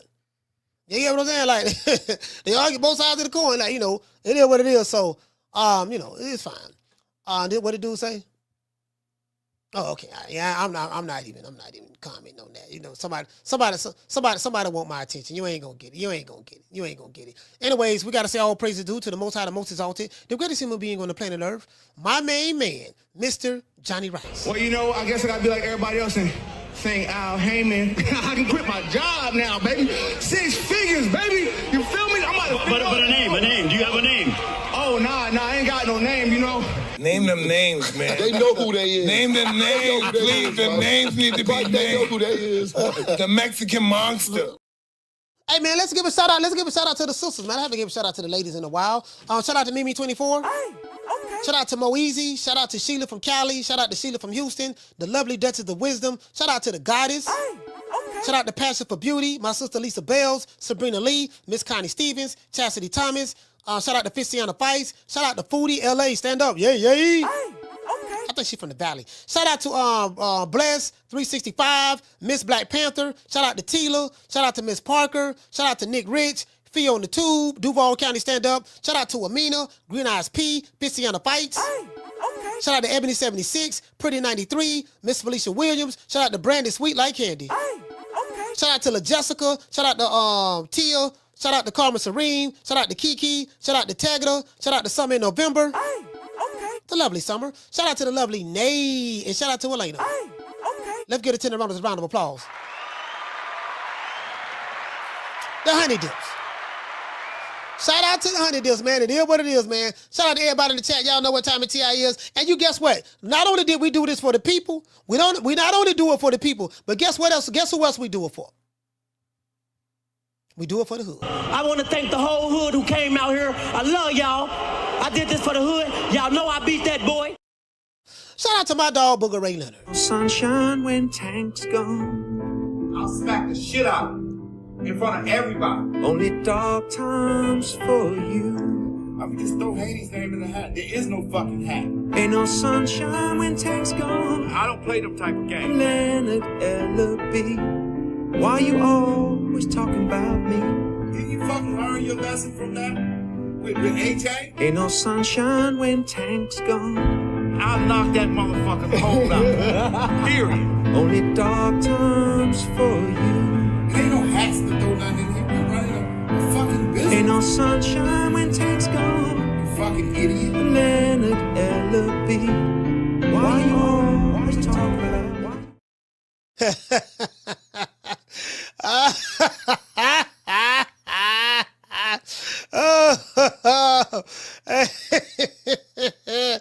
Hey, all right with the AK. It is what it is, man.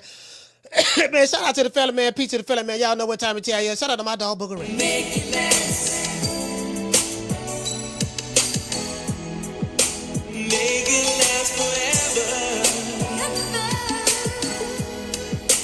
Don't let I love you.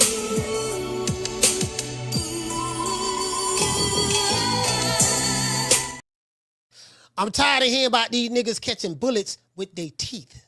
I am sick of hearing these bullshit Superman stories about the Wassa legendary Bruce Leroy catching bullets with his teeth. Catches bullets with his teeth? Nigga, please. Yeah, but that nigga catch a bullet with their teeth and stuff. Yeah, see, you saw what he did. You heard what he did in sparring now. You heard what he did in sparring? Man, look, I want to see the nigga do it in the ring, man. I'm tired of hearing about what the nigga did in sparring, all these bullshit Superman stories. Nah, see what he knocking heavyweights out in sparring. What you think he gonna do to such and such? Well, the only way we gonna know what he gonna do to such and such, him and such need to fight each other. Nah, man, you're different. You sound like a bitch. Bitch. Man, I ain't worried about jail. Shit, man, I don't give a damn about going to jail. Nigga, take me to jail. Take me to jail? Shit, lock me up. Lock me up. Throw away the key. Throw away the key. Sometimes you gotta lock him up and throw away the key. Fuck with your soul and ether. Teach you the king, you know you. Godson across the belly. I prove you lost already. Shout out to the Birdman. Nigga, when my name come up, respect it. Let's go. Stop playing with my fucking name. All three of y'all, stop playing with my name. I ain't gonna say it no more. Put some respect on my name. Yes, sir, it is what it is, man. Y'all know what time of TI is. You know what, man? Shout out to the Snow Bunny. See her eyes shining, she's my snow bunny, please. In the winter light, too, she's my sweet dust of free. Talk to my nose, this love, but sky is so raw. Make you goose, stepping out of control. Turn it up, it's me against the light. Snow bunny, moving on the bar. Everything's alright. Got that smooth, so feel. No, that's next to the law. With my snow bunny love. Been party about the night. See her eyes shining, she's my snow bunny, please. In the winter light, too, she's my sweet dust of free. Talk to my nose, this love, but sky is so raw. Make you goose, stepping out of control. Turn it up, it's me against the light. Snow bunny, moving on the bar. Everything's alright. Got that smooth, so feel. No, that's next to the law. With my snow bunny love. Been party about the night. See her eyes shining, she's my snow bunny, please. In the winter light, too, she's my sweet dust of free. Talk to my nose, this love, but sky is so raw. Make you goose, stepping out of control. Turn it up, it's me against the light. Snow bunny, moving on the bar. Everything's alright. Got that smooth, so feel. No, that's next to the law. With my snow bunny love. Been party about the night. Yeah, man, it is what it is. Nobody loves, nobody loves. Let's see. You over here trolling? Oh, okay. All right, don't worry about it. Don't worry about it. We don't worry about it. We gonna stall you out today. I ain't gonna invite you to the block party today, but if I see you tomorrow, I'll probably invite you to the block party. More than likely, I ain't gonna say your name. True. I just look your account up. So you look like you got a cartoon avatar, whatever. You know, you probably she-block. You probably she-block in the chat. Anyways, it is what it is, man. Shout out to everybody in the chat, man. Shout out to Tegna. Shout out to G5. Superman and that B. Shout out to Andy Payne. Dr. Mario. Shout out to Schoolo X-Man. Rock Bottom in the building. Let's see, man. Shout out to Washington. Shout out to Dr. Tony, man, DMV. Dr. Tony say Snow Bunny is an old school hustler or Soul Train line beat. Hey, Dr. Tony, you ain't lying about that. That is Soul Train. That's a Soul Train line right there. True. Yeah. True. Hey, man, shout out to Dr. Alley. Shout out to Dr. Alley as well. Shout out to Warlock Boston. Jamie from New York. Mr. Lemons, when we get lemon, we make lemonade. Shout out to Superman. L. Harvey in the building. Shout out to Q Washington. Miss Black Panther. D-Town Funk. Shout out to my sister Tegna. Warlock Boston in the building. Mr. Kenneth Johnson. Casino Light Prez. Let's give a shout out to the callers. Oh yeah, I forgot about the callers. So shout out to Martin from Oakland. Jamie from New York. Casino from the ATL. Jared from Ohio. CJ from the 504. Rod from New York.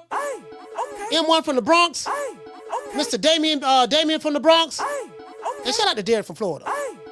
It is what it is, man. Shout out to JC. Y'all know what time of TI is, man. And peace to the family, man. We're going to give everybody another shout out right after these messages.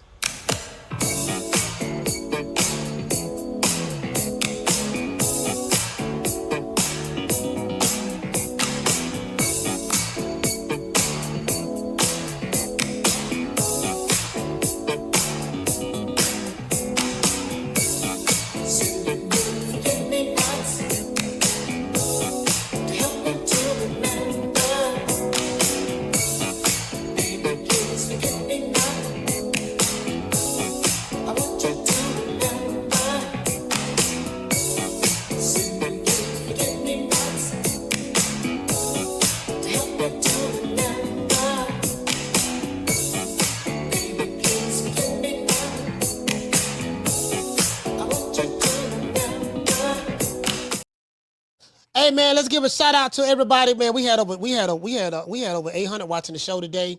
I want to thank everybody, man. A lot of people watched on X as well as YouTube.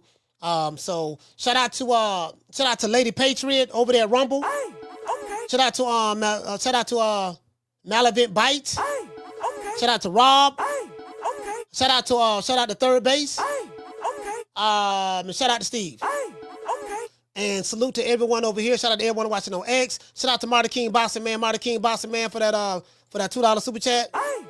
Shout out to Marty King Boxing. As a matter of fact, let's pull it up on the screen. Shout out to Marty King for the $2 super sticker. Salute to you, fam. Shout out to Andy Payne, Tegra, Miss Black Panther, G5 from the Bronx, JC, D-Town. Anyone I may have forgot, please forgive me. Please forgive me. We got a lot of people here, man. We still got over 500 between Rumble and YouTube. But if I forgot to, please forgive me, man. Shout out to Dr. Mario, Dr. Ali. Shout out to Miss Lynn. What you say? What you say, Miss Lynn? You say I'm downloading that Umar clip.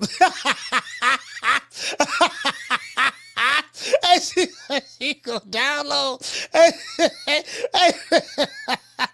you know what? Hey, Lynn, Miss Lynn, I wish I would have made it. I wish I would have made that clip. Oh, I wish I would have made that, but I can't. Listen, one thing, I can't. I can't take credit for somebody do. But I can't take credit. But what I will do, we gonna bump it. Let me tell you something. As long as we doing shows over here, we bumping Snow Bunny Love. We trying to make that song get to the top of the charts. True. Like we bumping that. But I holler at everybody, man. Y'all know what time it is. You know my motto. Don't meet me there, beat me there. Peace. See you guys on the next one. Man, I'm out of here, bro. Let's go.